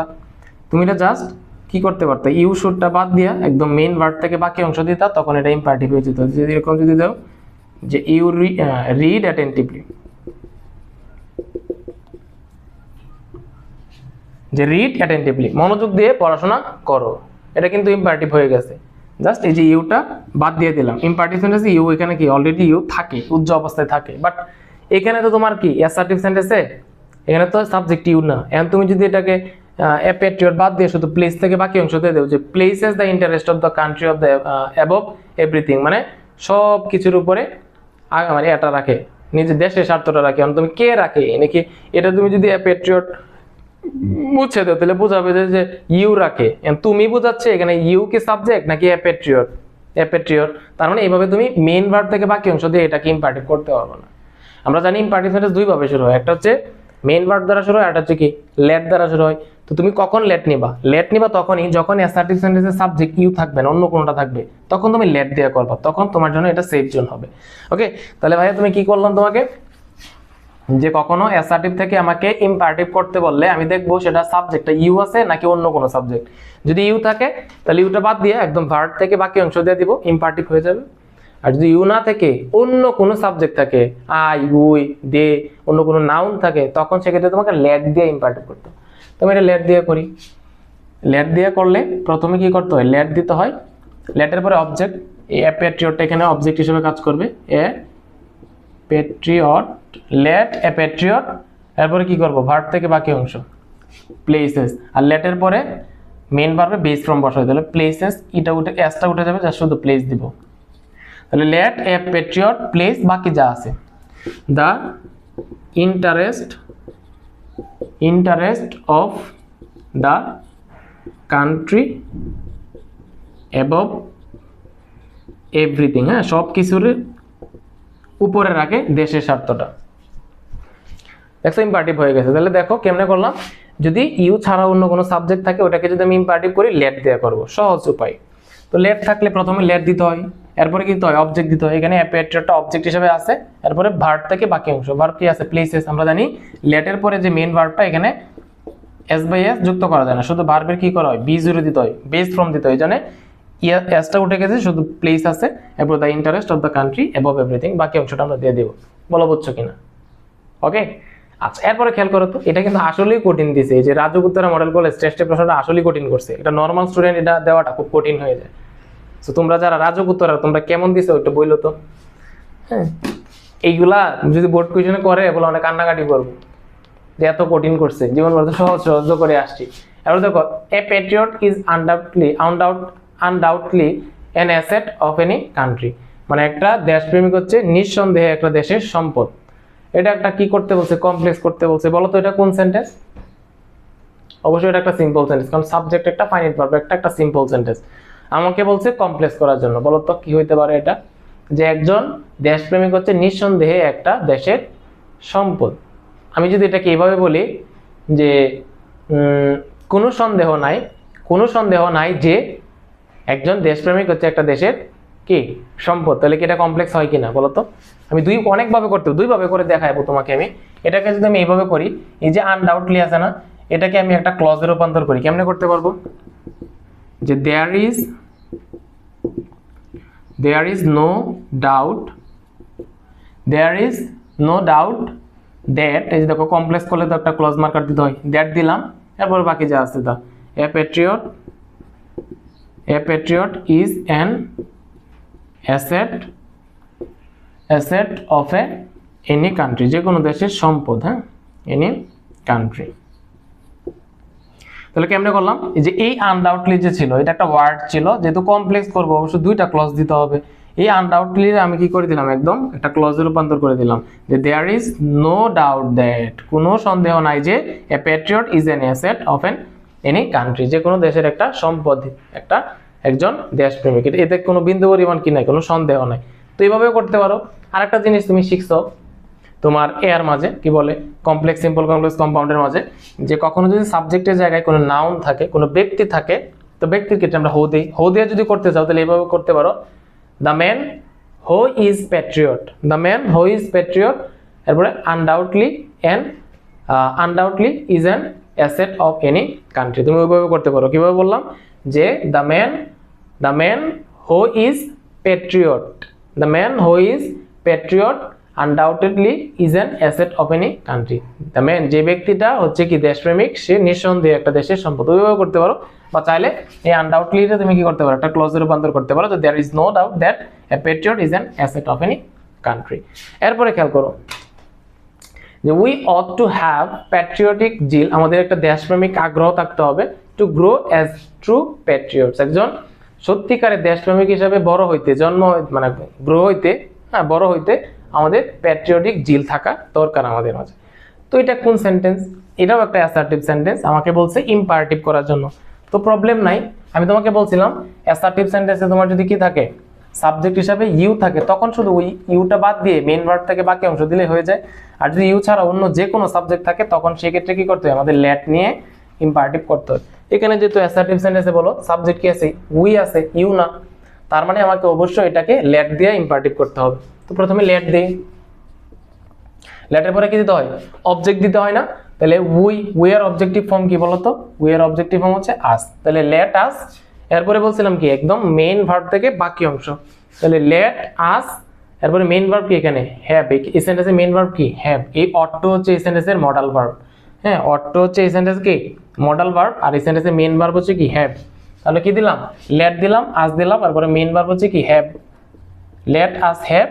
এরপরে বাকি যা আছে তা তুমি একদম প্যাট্রিয়টিক থেকে শুরু করে একদম শেষ পর্যন্ত দিয়ে দিবা, একদম 100% শিওর এটা কি হয়ে যাবে, একটা ইম্পারেটিভ সেন্টেন্স হয়ে যাবে। ভাই আবারও বলতেছি, কখনো কোনো অ্যাসার্টিভ সেন্টেন্সে আমাকে যদি ইম্পারেটিভ করতে বলে, যদি ওই অ্যাসার্টিভ সেন্টেন্সে কি থাকে, সাবজেক্ট হিসেবে ইউ থাকে, তখন আমি ওই ইউটাকে বাদ দিয়ে একদম মেইন ভার্ব থেকে বাকি অংশ দিলে ইম্পারেটিভ হয়ে যায়। আর যদি ইউ না থেকে অন্য যে কোনো সাবজেক্ট থাকে, তখন কি করতে হয়, লেট দিয়ে আমি ইম্পারেটিভ করব। লেট দিয়ে ইম্পারেটিভ করার ওয়াই হচ্ছে, প্রথমে লেট, এরপরে ওই সাবজেক্টটার অবজেক্টিভ ফর্ম, এরপরে মেইন ভার্ব থেকে বাকি অংশ। ব্যাস, এই যে দেখো এখানে উই আছে, অ্যাসার্টিভ সেন্টেন্সে উই আছে, এই জন্য কি নিলাম, লেট নিলাম। এরপরে উই এর অবজেক্টিভ ফর্ম হচ্ছে আস, মেইন ভার্ব থেকে বাকি অংশ, মেইন ভার্ব হচ্ছে হ্যাভ, বাকি যা আছে, have patriotic zeal to grow as true patriot. ব্যাস, বুঝাতে পারছি কিনা একটু বলো। এরপরে খেয়াল করো, এইচ নাম্বারটা হচ্ছে ফি। অনেক কষ্ট হইতেছে রে ভাই, রোজা রাইখা এখন প্রায় মনে 4টার উপরে বাজে, 4টা বাজে।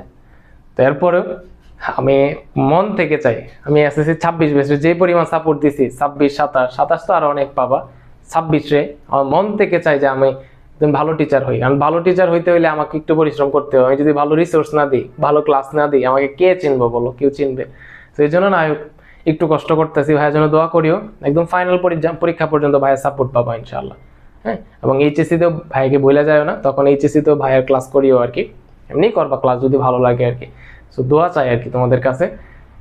আর মানে সবচেয়ে বেশি খুশি হবো তুমি যদি কোর্সে ভর্তি হইলে তো হইলাই, যদি মনে করো যে ভাইয়ের ক্লাস বুঝি, ভাইয়ের কোর্সে ভর্তি হই, আমি একটা গুছানো প্রস্তুতি নেওয়া দরকার, ভর্তি হইও। আর যদি মনে হয় ভর্তি হবো না, আমার মোটামুটি প্রিপারেশন ভালো, তাহলে তোমার বন্ধু বান্ধব, ছোট ভাই ব্রাদার যারা আছে সবাইকে হচ্ছে আমার এই চ্যানেল সম্পর্কে বলে দিয়েছে, ভাইয়া সানোয়ার ভাই সত্যি হচ্ছে ইংলিশ অনেক ভালো পড়ায়, রিকোয়েস্ট থাকবে তোমার প্রতি। তো দেখো যেটা বললাম, ফি অর্থ হলো ছি, ফিওর তো কি ছি, এটা একটা ইন্টারজেকশন। এরপরে দেয়ার are some traitors in every society. Traitor মানে হচ্ছে বিশ্বাসঘাতক। বলতেছে ছি, প্রত্যেকটা সমাজের মাঝে কি থাকে, কিছু বিশ্বাসঘাতক থাকে, কিছু দালাল থাকে। তো এই যে একটা সেন্টেন্স, এটা কিন্তু একটা এক্সক্লেমেটরি সেন্টেন্স। প্রথমে ইন্টারজেকশন, এরপর একটা অ্যাসার্টিভ সেন্টেন্স, সবটা মিলে হচ্ছে একটা এক্সক্লেমেটরি সেন্টেন্স। তোমাকে কি করতে বলছে, অ্যাসার্টিভ করতে বলছে।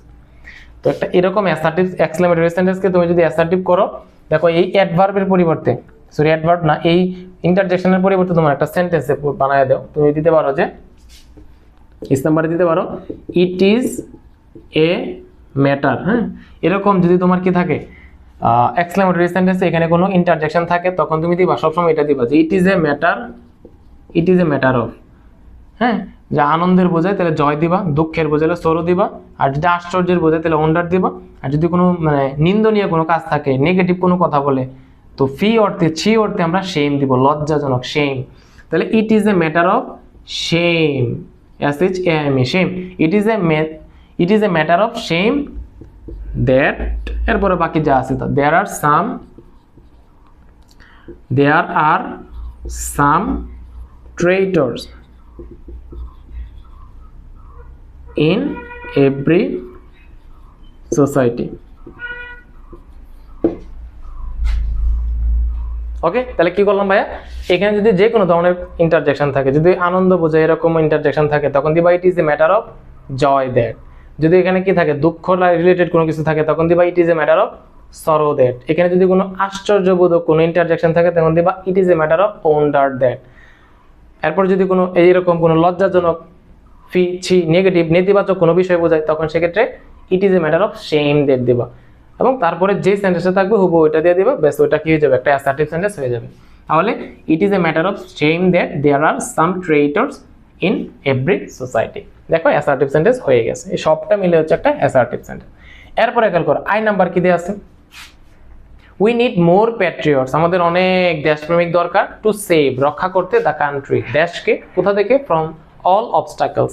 অবস্টাকলস মানে হচ্ছে বাধা, বিপত্তি। এই যে বাধা, বিভিন্ন ধরনের বাধা বিপত্তি থেকে দেশকে রক্ষা করার জন্য আমাদের অনেক প্যাট্রিয়টস দরকার, দেশপ্রেমিক দরকার। এটা কোন সেন্টেন্স বলো তো, একটা ফাইনাইট ভার্ব আর কোনো ফাইনাইট ভার্ব সাবজেক্ট, অন্য কোনো কিছুই নাই। দ্যাট মিনস এটা একটা সিম্পল সেন্টেন্স। আমাকে কি করতে বলছে, কমপ্লেক্স। মনে রাখবা, কোনো সিম্পল সেন্টেন্সে 2 + be1 থাকলে তখন সেটাকে যদি আমরা কমপ্লেক্স করি, ওই 2 + be1 এর পরিবর্তে সো দ্যাট সাবজেক্ট ক্যান অথবা কুড দিব। হ্যাঁ, so that subject can could, এরপরে মেইন ভার্ব থেকে বাকি অংশ, তখন সেটা কি হয়ে যায়, কমপ্লেক্স সেন্টেন্স হয়ে যায়।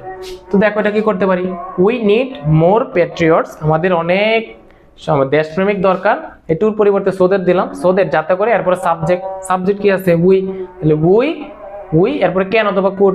ক্যান নিব নাকি কুড নিব বলো তো, নিডটা যেহেতু প্রেজেন্ট টেন্সে আছে, be1 ফর্মে আছে, এজন্য আমরা কি নিব, ক্যান নিব। সো দ্যাট যাতে করে we can save the country from all obstacles. ব্যাস, এটা কি হয়ে গেছে, কমপ্লেক্স হয়ে গেছে। আমি আবার বলতেছি, উই নিড মোর প্যাট্রিয়টস, আমাদের অনেক প্যাট্রিয়টস দরকার, এই টুর পরিবর্তে সো দ্যাট দিলাম, we need more Patriots so that যাতে করে উই, যেহেতু নিড be1 ফর্মে আছে এজন্য নিলাম ক্যান, উই ক্যান, তারপরে ভার্ব থেকে বাকি অংশ, ভার্ব কি আছে, সেভ, উই ক্যান সেভ, আমরা সেভ করতে পারি the country from all obstacles. Okay, complex হয়ে গেল।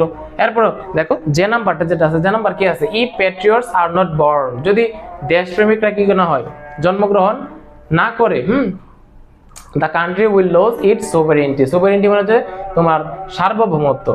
যদি একটা দেশের মধ্যে দেশপ্রেমিকরা জন্ম না হয়, নতুন করে জন্ম না হয়, তাহলে একটা দেশের যে সার্বভৌমত্ব আছে এটা কি যায়, হারিয়ে যায়, বা এটা ধ্বংসের মুখে পড়ে যায়। তাহলে এটা যে আছে, এটা কোন সেন্টেন্সে আছে বলো তো, যেহেতু ইফ আছে, এটা একটা কমপ্লেক্স সেন্টেন্স, তোমাকে বলছে কম্পাউন্ড করার জন্য। ভাই একটু কঠিন কিন্তু এটা, তুমি একটু চিন্তা করো তো, এটা কম্পাউন্ড কেমনে করবা,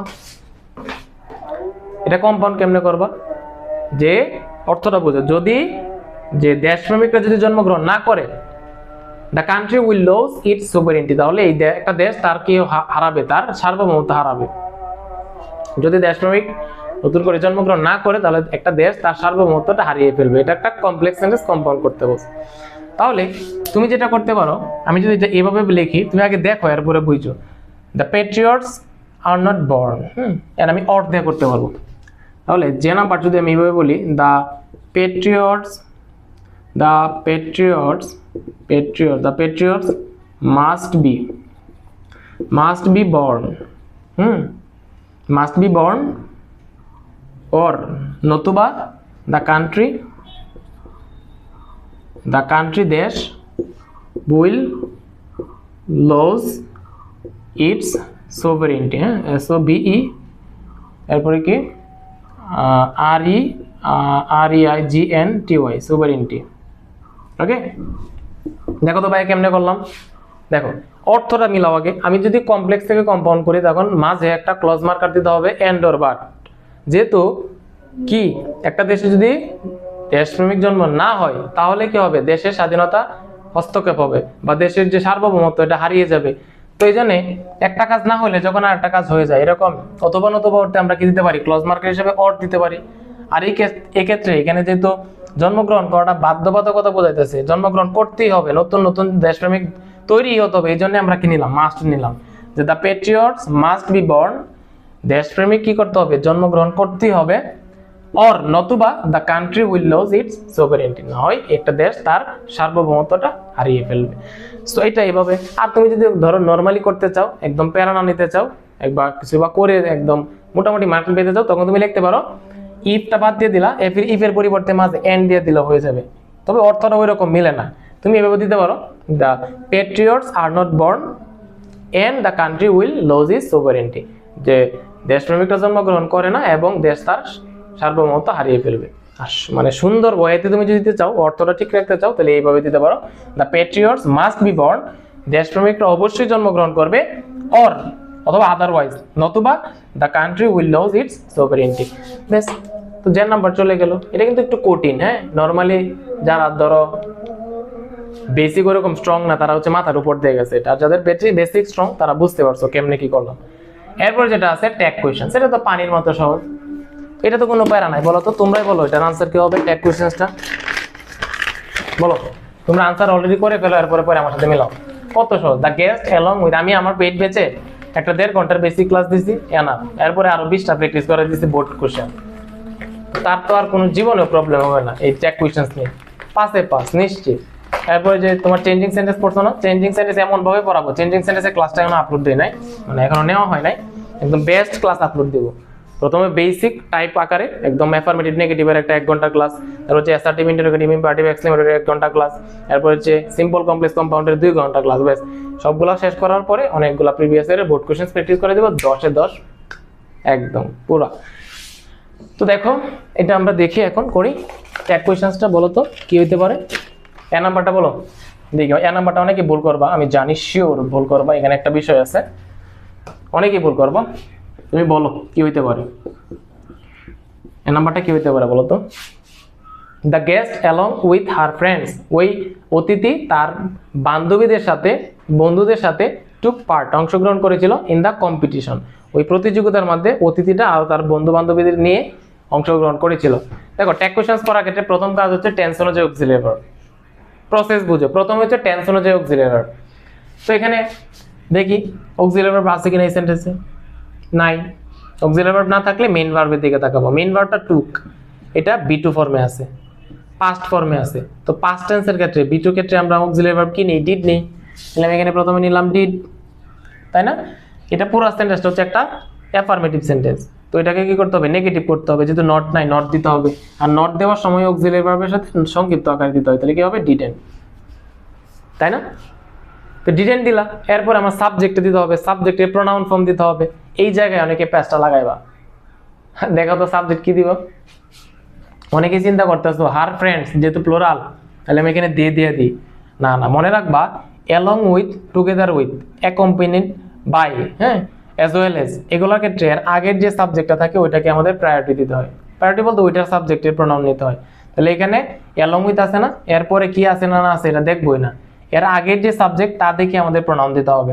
তাহলে গেস্ট কিন্তু এটা কি নাউন, কমন নাউন, এখানে তুমি হি দিতা, কিন্তু এখানে যেহেতু হার ফ্রেন্ডস তার নারী বান্ধবীদেরকে নিয়ে অংশগ্রহণ করেছিল, যে অবশ্যই এই গেস্টটা মহিলা ছিল, নারী ছিল, এই জন্য আমি কি দিতে হবে, গেস্টের পরিবর্তে সি দিতে হবে, সি এবং শেষে প্রশ্নবোধক চিহ্ন। বলো তো বুঝছো কিনা।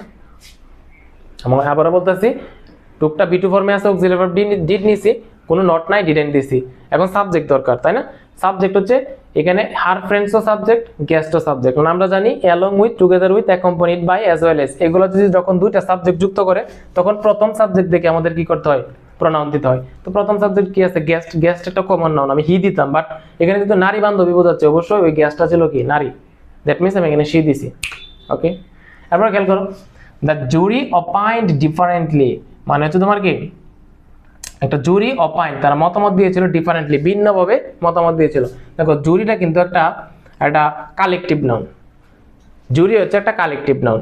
কালেকটিভ নাউন যখন ভিন্ন মত প্রকাশ করে, কালেকটিভ নাউন যখন আলাদা আলাদা হয়ে যায়, তখন সেক্ষেত্রে আমাদের কি নিতে হয়, প্লুরাল ভার্ব নিতে হয় বা প্লুরাল সাবজেক্ট নিতে হয়। কি নিতে হয়, প্লুরাল সাবজেক্ট নিতে হয়। তাহলে মনে রাখবা,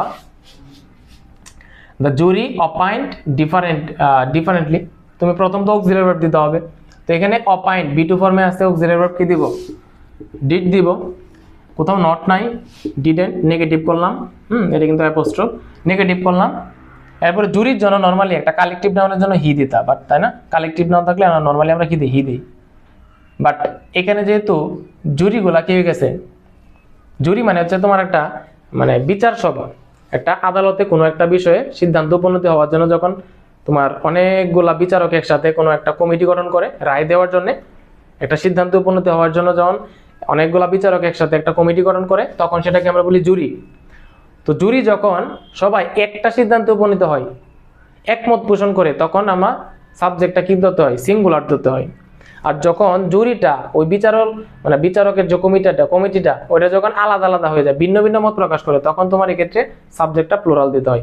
যেহেতু ওই জুরিটা তারা মতামত দিয়েছিল ডিফারেন্টলি, মানে আলাদা আলাদা মতামত দিয়েছিল, কেউ আর একসাথে একটা সিদ্ধান্ত উপনীত হইতে পারে নাই, দ্যাট মিনস এখানে সাবজেক্টটা প্লুরাল আছে। আর প্লুরাল থাকলে আমরা কি দিই, দিই। বুঝছো কিনা? এভাবে তোমাকে ভাঙে ভাঙে কে বোঝাই দিবে বলো তো? আচ্ছা, এরপর দেখো, সামন কল্ড হিম ইয়েস্টারডে, কেউ তাকে গতকালকে ডেকেছিল। তো এটা হচ্ছে একটা কি, একটা সেন্টেন্স, এটাকে আমি ট্যাগ কোয়েশ্চেনস করতে বলছে। তো প্রথমে আমি দেখি, প্রথম হচ্ছে টেন্স অনুযায়ী অক্সিলারি ভার্ব, এখানে কোথাও অক্সিলারি ভার্ব নাই, মেইন ভার্বটা বি টু আছে, অক্সিলারি ভার্ব কি নিব, ডিড নিলাম, ডিড। যেহেতু কোথাও নট নাই, একটা নট দিলাম, ডিডেন্ট দিলাম। আর আমরা জানি এভরিওয়ান, এভরিবডি, সামন, সামবডি, এগুলোর ক্ষেত্রে আমাদের প্রনাউন দিতে হয় কি, দে, শেষ। কঠিন লাগছে? তারপর খেয়াল করো, লেট কি লেখছে এটা, বাইগনস, মানে এটা আমি জানি না কি লিখছে, BGONES। আমি দেখি তো এটা বলতে কোনো, আচ্ছা আমি এটা পরে দেখবো না, এটা বলতে কোনো ওয়ার্ড আছে কিনা। আমি এখন পর্যন্ত এই ধরনের ওয়ার্ড দেখছি না, নাকি টাইপ মিস্টেক কি করছে, নট শিওর, হইতে পারে এটা টাইপ ঠিকও আছে, আমি জানি না এটা ওয়ার্ডটা ঠিক আছে কিনা। তো এরকম ওয়ার্ড দেখছি না। তো দেখো, আমি তোমাকে শুধু আনসার বলে দিতে পারবো যে লেট আছে না, যে লেটের পরে তোমার যদি আস থাকে, আমরা জানি ইম্পারেটিভের ক্ষেত্রে লেটের পরে যদি কি থাকে, আস থাকে, লেটস বা কি থাকে, লেট আস থাকে, তখন সেক্ষেত্রে আমরা কি নিই, উত্তর হিসাবে শ্যাল উই নিই, কি নিই, শ্যাল উই নিই। ইম্পারেটিভ সেন্টেন্সের ক্ষেত্রে যদি ইম্পারেটিভ সেন্টেন্সটা লেটাস দ্বারা শুরু হয়, তখন শ্যাল উই নিই। আর লেটাস ছাড়া অন্য যতভাবে ইম্পারেটিভ সেন্টেন্স শুরু হোক, সেটা let me, let her, let them, লেটের পরে যে কোনো নাউন কিংবা এমনি মূল ভার্ব দ্বারা ইম্পারেটিভ সেন্টেন্স শুরু হলো, যে কোনো ক্ষেত্রে তোমরা উইল ইউ ইউজ করবা, কি ইউজ করবো, উইল ইউ। তো লেটের পরে তো আর আস নাই, এই জন্য আমি এখানে আনসার নিব উইল ইউ। এখানে আর অর্থ দেখারও দরকার নাই, নিয়ম দেখারও দরকার নাই, লেটের পরে যেহেতু আস নাই, অবশ্যই এটার আনসার হবে উইল ইউ। ওকে, এরপরে খেয়াল করো, এটার আনসারটা তুমি দেখে নিও, মানে ভোকাবুলারিতে সার্চ দিও এটা এরকম কোনো ওয়ার্ড এক্সিস্ট করে কিনা। এবার that was a very challenging issue, এটা হচ্ছে অনেক চ্যালেঞ্জিং একটা বিষয় ছিল। তো এটাকে ট্যাগ কোয়েশ্চেনস করবো। প্রথমে অক্সিলারি ভার্ব কি আছে, ওয়াজ আছে, প্রথমে ওয়াজ নিলাম। এই সেন্টেন্সে কোথাও নট নাই, এই জন্য কি দিলাম, নট দিলাম, অ্যান্টি ফর্মে দিলাম, সংক্ষিপ্ত ফর্মে দিলাম। এরপরে তুমি জানো কখনো কোনো সেন্টেন্সে সাবজেক্ট হিসেবে দিস থাকলে, দ্যাট থাকলে, ওইটার জন্য আমাদের ট্যাগ কোয়েশ্চেন্সে প্রনাউন হিসেবে ইট নিতে হয়। কখনো কোনো সেন্টেন্সে সাবজেক্ট হিসেবে দিস থাকলে, দোজ থাকলে, ট্যাগ কোয়েশ্চেন্সে ওইটার জন্য প্রনাউন হিসেবে আমাদের কি নিতে হয়, দে নিতে হয়। মনে থাকবে, কখনো ট্যাগ কোয়েশ্চেন্সে কোনো সেন্টেন্সে সাবজেক্টে দিস থাকলে, দ্যাট থাকলে, ওইটার প্রনাউন হিসেবে ইট নিবা। আর যদি দিস কিংবা দোজ থাকে, তখন প্রনাউন হিসেবে দে নিবা। যেহেতু এখানে দ্যাট আছে, এই জন্য আমি প্রনাউন নিব কি, ওয়াজন্ট ইট, শেষে প্রশ্নবোধক চিহ্ন। বলো বুঝছো কিনা? হ্যাঁ, অনেক সময় লাগতেছে, কারণ হচ্ছে মানে ডিপলি তোমাকে যদি আমি এক্সপ্লেন করি এটা বিষয়গুলো, তখন হচ্ছে অনেক সময়ের দরকার, বুঝছো। একটু দ্রুত শেষ করে ফেলি। এটা কি আছে, সাফিক্স প্রিফিক্স, দেখি সাফিক্স প্রিফিক্সটা কমপ্লিট করি। ফোন কি অফ হয়ে গেছে কিনা, অফ হয় নাই। দেখো একদম ইজি, সাফিক্স প্রিফিক্স তোমাদের কাছে কঠিন লাগে না? একদম ইজি, কিন্তু আমার পেইড বেস একদম ইজিয়েস্ট ওয়েতে আমি ওদেরকে পড়াই দিছি। একটা বেসিক ক্লাস, এরপরে যে অনেকগুলা বোর্ড কোশ্চেন। হ্যাঁ, সাফিক্স প্রিফিক্সের ক্ষেত্রে তোমার সেন্টেন্সে প্লেসটা আইডেন্টিফাই করাটা হচ্ছে সবচেয়ে গুরুত্বপূর্ণ। যেটা কি নাউনের প্লেস, এটা কি ভার্বের প্লেস, এটা কি অ্যাডজেক্টিভের প্লেস নাকি অ্যাডভার্বের প্লেস, এটা তুমি যদি আইডেন্টিফাই করতে পারো তখন তোমার জন্য সাফিক্স প্রিফিক্সে 5-এ 5 নিশ্চিত করা সহজ হয়ে যায়। আর তুমি যদি ধরতেই না পারো এটা কার প্লেস, তখন তুমি এটা ইউজ করতে পারবে না, বা এটা প্রপার আনসারটা তুমি মেক করতে পারবে না। খেয়াল করো তো, Facebook is a social networking site. Facebook হচ্ছে একটা সামাজিক যোগাযোগ মাধ্যম। It has gained much dash popular among the young generation. এটা হচ্ছে যুব প্রজন্মের মাঝে একটা বিরাট জনপ্রিয়তা অর্জন করেছে। তাহলে দেখো, এই যে দেখো, মাচ মানে কি? মাচ মানে একটা অ্যাডজেক্টিভ, আর অ্যাডজেক্টিভের পরে কে বসে? নাউন বসে। তো পপুলার মানে অ্যাডজেক্টিভ, তুমি অ্যাডজেক্টিভের পরে তো আর অ্যাডজেক্টিভ বসাইতে পারবো না, অ্যাডজেক্টিভের পরে নাউন বসাবো। তাহলে পপুলার দিব না, এটা নাউন ফর্ম দিব। পপুলারের নাউন ফর্ম হচ্ছে পপুলারিটি। দেখো এর চেয়ে সহজ আর কি হইতে পারে? পানির মতো সহজ নাম্বারটা। হ্যাঁ, দেখো বলতেছে ইট হ্যাজ গেইনড, এটা অর্জন করেছিল মাচ পপুলার। মাচ পপুলার হয়, মাচ তো অ্যাডজেক্টিভ, এরপরে তো আর অ্যাডজেক্টিভ দিতে পারবে না, এরপরে অ্যাডজেক্টিভের পরে নাউন দিতে হয়। তাহলে এই জন্য পপুলারের নাউনটা বানাই দিলাম। পপুলারের নাউন ফর্ম হচ্ছে পপুলারিটি, জনপ্রিয়তা।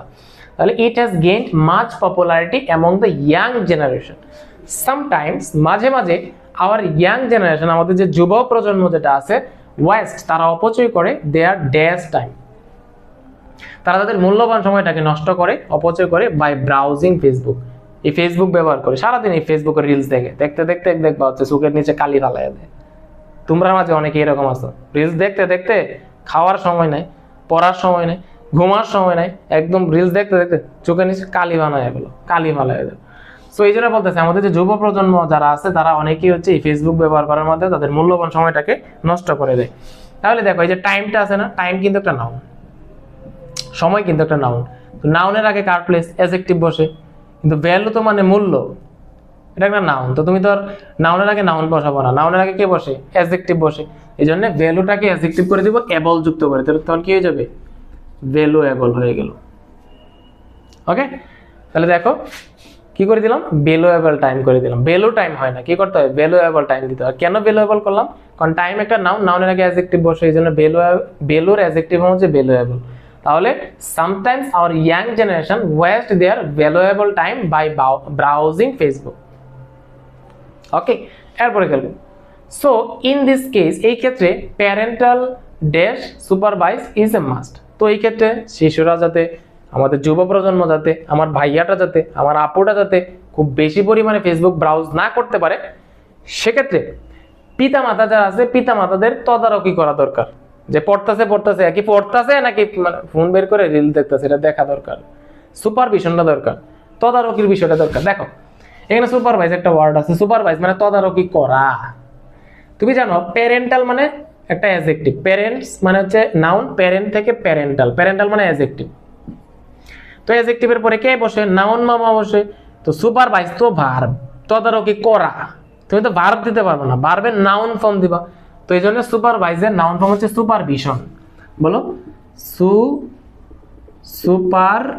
বলো সুপারভিশন। ওকে, নাউন বানাই দিলা। সুপারভাইজ তদারকি করা, ভার্ব আমার বসাই দেবো নাউন, এই জন্য সুপারভাইজের নাউন ফর্ম হচ্ছে supervision. Parental supervision is a must, দরকারি। Many people dash find Facebook as an embarrassing invade on other privacy. বলতেছে অনেক মানুষ এই ফেসবুকটাকে সংজ্ঞায়িত করে এজ এন এম্বারাসিং ইনভেড, একটা এম্বারাসিং আক্রমণ অন আদার্স প্রাইভেসি, অন্যের গোপনীয়তার উপরে। তাহলে দেখো এই যে ফাইনটা আছে, ফাইন কি? একটা অ্যাডজেক্টিভ, ভালো। বাট মেনি পিপল তো এসে সাবজেক্ট, তো সাবজেক্ট আর ফেসবুক হচ্ছে অবজেক্ট। সাবজেক্ট আর অবজেক্টের মাঝে কে বসে? অ্যাডজেক্টিভ মামা বসে নাকি ভার্ব মামা বসে? বলো তো। একটা সেন্টেন্সে সাবজেক্ট, তাই না? একটা সেন্টেন্সে সাবজেক্ট থাকে, এরপরে কি থাকে? এরপরে এক্সটেনশন কিংবা অবজেক্ট থাকে। তো সাবজেক্ট আর অবজেক্টের মাঝে কি অ্যাডজেক্টিভ মামা বসে নাকি ভার্ব মামা বসে? বলো তো। ভার্ব মামা বসে না? তো ফাইন তো অ্যাডজেক্টিভ, তুমি তো জীবনেও এখানে অ্যাডজেক্টিভ বসাতে পারবে না, এটার ভার্ব ফর্ম বসাতে হবে। তো ফাইনের ভার্ব ফর্ম হচ্ছে ডিফাইন। ডিফাইন মানে সংজ্ঞায়িত করা। দেখো ভার্ব হয়ে গেছে। ওকে, বুঝাতে পারলাম তোমাকে। ফাইন মানে অ্যাডজেক্টিভ, আমি ফাইন অ্যাডজেক্টিভ দিতে পারবো না, এটা ভার্ব ফর্ম দিতে হবে। আর ফাইনকে ভার্ব করতে পারি ডিফাইন দিয়ে, ডি যুক্ত করলে, এটা ডি প্রিফিক্স যুক্ত করলে সেটা কি হয়ে যায়, ভার্ব হয়ে যায়। তাহলে এখানে কি হইতাছে, মেনি পিপল ডিফাইন, অনেক মানুষ সংজ্ঞায়িত করে কাকে, ফেসবুককে, অ্যাজ এন এম্বারেজিং ইনভেট। দেখো এম্বারেজিং কিন্তু একটা অ্যাডজেক্টিভ, আর অ্যাডজেক্টিভের পরে কে বসে, নাউন বসে। বলো অ্যাডজেক্টিভের পরে কে বসে, নাউন বসে। কিন্তু ইনভেট যে আছে, ইনভেট অর্থ আক্রমণ করা, অ্যাটাক এর সিনোনিম হচ্ছে ইনভেট। তো তুমি তো অ্যাডজেক্টিভের পরে ভার্ব বসাইতে পারবে না, অ্যাডজেক্টিভের পরে নাউন মামা বসে। তো ইনভেটকে নাউন বানায় দাও, ইনভেটের নাউন ফর্ম হচ্ছে ইনভেশন। বলো ইনভেটের নাউন ফর্ম হচ্ছে কি, ইনভেশন। বেশ, এই জায়গায় নাউন হয়ে গেছে। তো এই যে 5টা সাফিক্স প্রিফিক্স আমি করলাম, বলো কঠিন লাগছে তোমার কাছে? প্রথমত তুমি আইডেন্টিফাই করবে এটা কার প্লেস, এটা কি নাউনের প্লেস। সাফিক্স প্রিফিক্সে আমাদের 4টা পার্টস অফ স্পিচ প্রয়োজন হয়, noun, pronoun, noun, adjective, verb, adverb, এই 4টা পার্টস অফ স্পিচের প্রয়োজন হয়। তোমাকে প্রথমে আইডেন্টিফাই করতে হবে যে যেখানে ওয়ার্ডটা দেওয়া আছে এটা কার প্লেস, এটা কি নাউনের প্লেস। যদি নাউনের প্লেস হয়ে থাকে তখন নাউন বানায় দিব, যদি অ্যাডজেক্টিভের প্লেস থাকে অ্যাডজেক্টিভ বানায় দেব, যদি ভার্বের প্লেস হয় ভার্ব বানায় দেব, যদি অ্যাডভার্বের প্লেস হয় অ্যাডভার্ব বানায় দেব। তো দেখো এখানে মাস ছিল অ্যাডজেক্টিভ, এই জন্য পপুলারকে কি বানাই দিলাম, পপুলারিটি, নাউন বানায় দিলাম। এখানে টাইম ছিল নাউন, নাউনের আগে কি বসে, অ্যাডজেক্টিভ, এই জন্য ভ্যালুটাকে ভ্যালুয়েবল, অ্যাডজেক্টিভ বানায় দিলাম। এখানে প্যারেন্টাল একটা অ্যাডজেক্টিভ, অ্যাডজেক্টিভের পরে নাউন বসে, এই জন্য সুপারভাইজটাকে সুপারভিশন বানায় দিলাম। এখানে মেনি পিপল সাবজেক্ট, সাবজেক্টের পরে ভার্ব বসে, এই জন্য ফাইনটাকে ডিফাইন করে ভার্ব বানিয়ে দিলাম। এখানে এম্বারেজিং অ্যাডজেক্টিভ, অ্যাডজেক্টিভের পরে নাউন বসে, ইনভেট হচ্ছে ভার্ব, ইনভেটটাকে ইনভেশন দিয়ে নাউন বানায় দিলাম। এখন আর মুখ চলতেছে না রে ভাই, প্রায় 2 ঘন্টা ধরে ক্লাস নিতেছে। আরেকটা দেখি, এটা শেষ করে দিই। হ্যাঁ, প্রিপোজিশন আর কানেক্টর এই দুইটা শেষ করে দিই। আর পাংচুয়েশনটা তোমরা যেটা গরিবের ভরসা, পাংচুয়েশনটা নিজে নিজে প্র্যাকটিস করিও, কেমন? আর 2টা প্র্যাকটিস করাই, এটা শেষ করে দিই একদম দ্রুত। একটা হচ্ছে প্রিপোজিশন, একটা হচ্ছে তোমার কি কানেক্টরস। প্রিপোজিশন কঠিন লাগে না? এমন ভাবে পড়াই আমার পেট বেঁচে প্রিপোজিশনটা বাকি আছে, প্রিপোজিশন, চেঞ্জিং সেন্টেন্স আর হচ্ছে তোমার পাংচুয়েশন, এই 3টা টপিক বাকি আছে। 3টা টপিক পড়াবো, খুব শীঘ্রই পড়াই দেবো ইনশাল্লাহ। দেখো দ্য রেজাল্ট অফ অনেস্টি, সততার যে ফলাফল, ইজ ডেসক্রিপশন, ডেসক্রিপশন মানে বর্ণনা। একটা ফ্রেজ আছে বিয়ন্ড ডেসক্রিপশন, বলো একটা ফ্রেজ আছে বিয়ন্ড ডেসক্রিপশন, এটার বাংলা হচ্ছে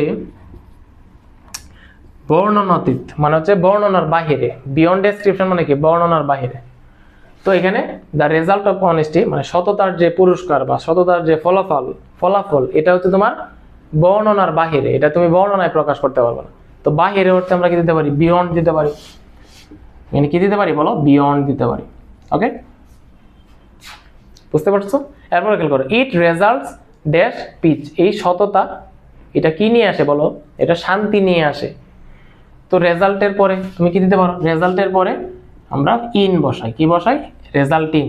মনে রাখবা ফলাফল বোঝাইতে, ফলাফল বোঝাইতে আমরা রেজাল্টের পরে ইন ব্যবহার করি। আর অনেক সময় যদি দেখো রেজাল্ট যে ভার্বটা আছে এর আগে যদি তোমার কি থাকে, আগে ফলাফল থাকে, এরপরে যদি কজ থাকে মানে কারণ থাকে, রেজাল্ট ভার্বটার আগে যদি ফলাফল থাকে এরপরে যদি কারণ থাকে, তখন সেক্ষেত্রে রেজাল্টের পরে ফ্রম দিতে হয়।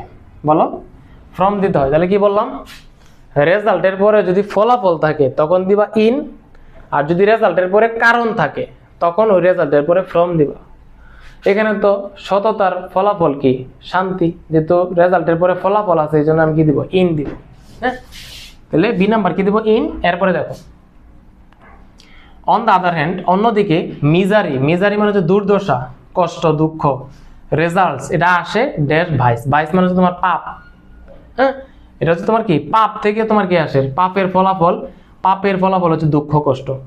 তাহলে দেখো এটা হচ্ছে মিজারিটা কি, ফলাফল না, আর এটার কারণটা কি, পাপের মানে দুঃখ দুর্দশার কারণটা কি, পাপ, তাই না? তো এটা তোমার কি, এটা হচ্ছে কারণ। তো রেজাল্টের আগে যদি ফলাফল আর পরে যদি কারণ থাকে তখন রেজাল্টের পরে ফ্রম দিতে হয়। তাহলে বলো এখানে কি দিব, ফ্রম দিব। যে দুঃখ দুর্দশা এটা আসে ফ্রম ভাইস, পাপ থেকে আসে। So we should keep ourself, so আমাদেরকে রাখা উচিত অ্যালোপ, এইটা তো এমনি পারবা। অ্যালোপ হচ্ছে একটা অ্যাপ্রোপ্রিয়েট প্রিপোজিশন, এরপরে আজীবন ফ্রম বসবে, কি বসবে, ফ্রম বসবে। অ্যালোপ ফ্রম দূরে থাকা, অ্যালোপ ফ্রম মানে কি, দূরে থাকা। আমার পেট বেঁচে 250 দিব, একদম টপ নচ অ্যাপ্রোপ্রিয়েট। এন থেকে দেখবা তো 3টা কমন পড়বে, শিওর 3টা কমন পড়বে, এমন আছে 4টা কমন পড়তে পারে, যে 4টাই অ্যাপ্রোপ্রিয়েট প্রিপোজিশন। তো 4টাই যদি অ্যাপ্রোপ্রিয়েট প্রিপোজিশন দেয়, সারে সারে এমনি পাইব। আর একটা আসে জেনারেল প্রিপোজিশন থেকে, ওটার উপর আমি 1.5 ঘন্টা ক্লাস নেবো, ব্যাস 5-এ 5, আর কি লাগে। তাহলে দেখো যে কোথায় ছিল, so we should keep ourselves aloof from evil deeds. Evil মানে শয়তানি, আর ডিডস মানে হচ্ছে কাজ বা কর্ম। সো আমাদের নিজেদেরকে দূরে রাখা উচিত, এলুপ সরে রাখা উচিত, সরিয়ে রাখা উচিত, দূরে রাখা উচিত ফ্রম ইভিল ডিডস। দেখো এখানে এলুপের পরে অলওয়েজ ফ্রম বসে, বেশ এলুপ ফ্রম, দূরে থাকা।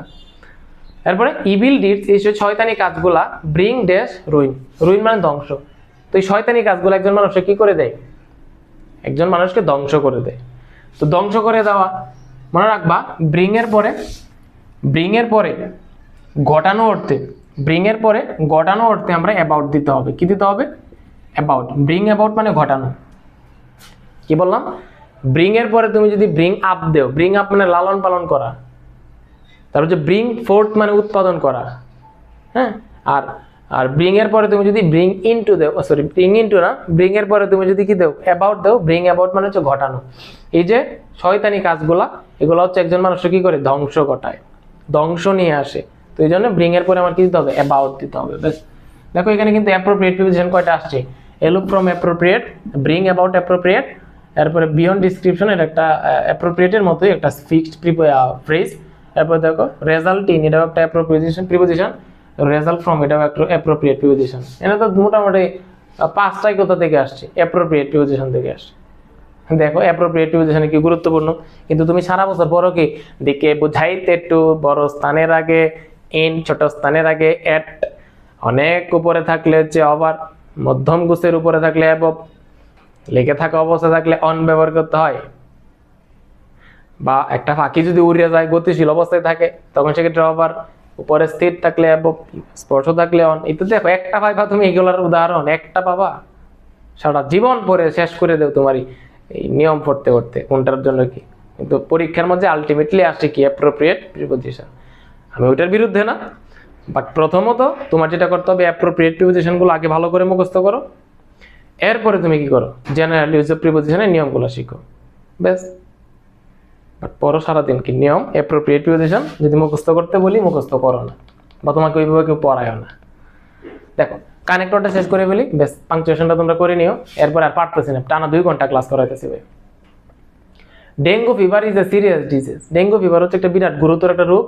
Dash is caused by a kind of virus, যেটা হচ্ছে একটা ভাইরাস থেকে হয়ে থাকে, কল ডেঙ্গু ভাইরাস, যেটার নাম হচ্ছে কি, ডেঙ্গু ভাইরাস থেকে হয়ে থাকে। মনে রাখবা কানেক্টরের ক্ষেত্রে গ্যাপের আগে যদি কোনো নাউন থাকে এবং গ্যাপের পরে যদি কোনো ভার্ব থাকে, তখন ওই গ্যাপের মাঝে হো, হু ইজ দ্যাট, এই 3টা বসাবো। বলো, গ্যাপের আগে নাউন, আর গ্যাপ নাউন অথবা প্রনাউন থাকে, গ্যাপের আগে যদি নাউন, গ্যাপের পরে যদি ভার্ব থাকে, তখন ওই গ্যাপটার মাঝে হো, হু ইজ দ্যাট, শিওর থাকো।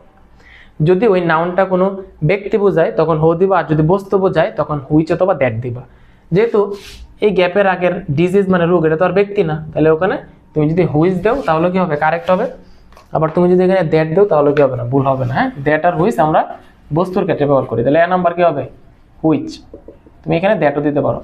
যে dengue fever is a serious disease which is caused by a kind of virus called dengue virus. এরপরে ড্যাশ দিস ভাইরাস, এই যে ভাইরাসটা ওয়াজ আইডেন্টিফাইড, এটা শনাক্ত করা হয়েছিল in Africa dash now it has spread all over the world. মানে বলতেছে প্রথমত এই যে ডেঙ্গু ভাইরাসটা আছে, প্রথমত হচ্ছে এটা আফ্রিকার একটা দেশে তোমার কি করা হয়, শনাক্ত করা হয়েছিল, কিন্তু now it has spread all over the world. প্রথমত এই ডেঙ্গুটা আফ্রিকায় শনাক্ত করা হয়েছিল, কিন্তু বর্তমানে সারা বিশ্ব জুড়ে এটা ছড়ায় গেছে। তো প্রথমত অর্থে আমরা কি দিতে পারি, এট ফার্স্ট বা ফার্স্টলি। হ্যাঁ, এট ফার্স্টও দিতে পারো, বা ফার্স্ট FIRST ফার্স্টলি দিতে পারো, বা অনেক সময় তুমি চাইলে ইনিশিয়ালি দিতে পারো। হ্যাঁ, ইনিশিয়ালি মানে শুরুর দিকে, বা প্রথমত, ফার্স্টলি, এট ফার্স্ট, এই 3টাতে যে কোনো একটা দিও। এরপরে দেখো, at first this virus was identified in Africa, কিন্তু বাট, তাহলে সি নাম্বার কি দিতে হবে, বাট দিতে হবে, কারণ বিপরীত বোঝাইতেছে। But now it has spread all over the world. এরপর dash in most cases dengue fever has its remedy, it's better to prevent it. দেখো বেশিরভাগ ক্ষেত্রে ডেঙ্গু ফিভারের কি আছে, রেমেডি আছে, প্রতিকার আছে। অর্থাৎ ডেঙ্গু হইলে তুমি চিকিৎসা নিলে ডেঙ্গুটা সরে যায় বা এই রূপ থেকে তুমি আরোগ্য লাভ করতে পারো। কিন্তু it is better to prevent ইট, কিন্তু আমাদের উচিত কি এটা অনেক আগে থেকে এই ডেঙ্গু যাতে না হয় এটার জন্য আমাদের কি করা, প্রতিরোধ করা, এটা হচ্ছে ভালো। তাহলে যেহেতু বিপরীত বোঝাচ্ছে তার মানে আমি কি দিতে পারি এখানে, বিপরীত বোঝাইলে শুরুতে আমাদের কি দিতে হয়, দোল দিতে হয়। হ্যাঁ, যদি বিপরীত বোঝায় গ্যাপটা যদি একদম সেন্টেন্সের শুরুতে থাকে তখন দোল দেব। এখানে দো দিলেও কারেক্ট, অল দিলেও কারেক্ট। যে যদিও ইন মোস্ট কেসেস, বেশিরভাগ ক্ষেত্রে dengue fever has its remedy, যদিও এটার কি আছে, প্রতিকার আছে, তবুও আমাদের কি করা উচিত, আগে থেকে এটা সম্পর্কে আমাদের সতর্ক হওয়া উচিত বা এটার প্রতিরোধ করা উচিত যাতে ডেঙ্গু না হয়, তাই না? তো এরপর দেখো এই নাম্বার হচ্ছে dash we keep our houses clean and people are made conscious of it, we can easily avoid this diseases. বলতেছে we keep our houses clean, আমাদের বাড়ি ঘর পরিষ্কার রাখতে হবে। People are made of conscious of it, এই dengue সম্পর্কে মানুষ সচেতন হইতে হবে। We can't easily avoid this disease, না হইলে আমরা কি করতে পারবো না, এই ডিজিজ থেকে আমরা সহজে কি করতে পারবো না, পরিত্রাণ পেতে পারবো না, অ্যাভয়েড করতে পারবো না। তাহলে এখানে কি বোঝাচ্ছে, যদি না, যে যদি না আমরা আমাদের ঘর বাড়ি পরিষ্কার রাখি, মানুষগুলা এটা সম্পর্কে সচেতন না থাকে, তাহলে আমরা এটা থেকে সহজে কি করতে পারবো না, পরিত্রাণ পেতে পারবো না। তো যদি না অর্থে আমরা কি দিতে পারি বলতো, যদি না অর্থে আমরা কি দিই, আনলেস দিই। কি দিই ভাইয়া, আনলেস দিই।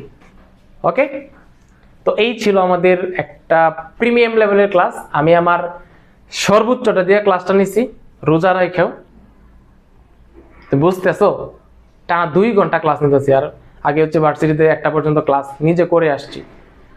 সো আমার এই ক্লাসের প্রতিদানটা তুমি কিভাবে দিবা জানো, যদি ক্লাসটা ঠিক মতো দেখো, তুমি যদি ঠিক মতো পড়ো, ভালো একটা রেজাল্ট করো, তখন হচ্ছে আমার এই পরিশ্রমটা সার্থক হবে। আর তুমি যদি মনে করো আমার যে ছোট ভাই আমার আপুটা, যে ইংলিশ নিয়ে তোমার খুব বেশি প্রবলেম, পারতেছো না, একা একা সলভ করতে পারতেছো না, বেসিক বুঝতেছো না, ফার্স্ট পেপার তো ধরোই নাই, তাহলে এই যে 2টা আমার সময় আছে, এখন চাইলে এখনই ভর্তি হয়ে যাও, একদম গুছানো আকারে ক্লাসগুলো করতে থাকো। I strongly believe that you will be gainer, আমি বিশ্বাস করি তুমি কি হবা, বিজয়ী হবা, এবং ইংলিশে একটা ভালো মার্কস তুমি এনশিওর করতে পারবে। সো ভর্তি হওয়ার প্রসেসটা আমার কমেন্ট বক্সে দিয়ে রাখবো, ওই নাম্বারে বিকাশে 500 টাকা পাঠিয়ে আমার মিশন ইংলিশ অ্যাপ্লাস কোর্সে ভর্তি হতে পারবা। এখানে 26 ব্যাচের জন্য মেনলি কোর্স, তো 26 আর 27-এর সিলেবাস যেহেতু প্রায় সেম, তো যারা 27-এর আছো তারাও চাইলে এই কোর্সে ভর্তি হতে পারবা। সো ঠিক আছে, সবাই ভালো থাকো, সুস্থ থাকো। ক্লাসটা কেমন লাগছে একটু ভাইয়াকে জানায়ও, আর কমেন্ট বক্সে তোমার নাম, তুমি কোন স্কুল থেকে পরীক্ষা দিতেছো এটা বইলো, আর পরবর্তীতে কোন স্কুলের টেস্ট পেপার সলভিং ক্লাস চাও সেটাও তুমি জানাও। ওকে, সবাই ভালো থাকো, সুস্থ থাকো। আজকের মতো এখানেই বিদায় নিলাম। আল্লাহ হাফেজ, টেক কেয়ার ইয়োরসেলফ।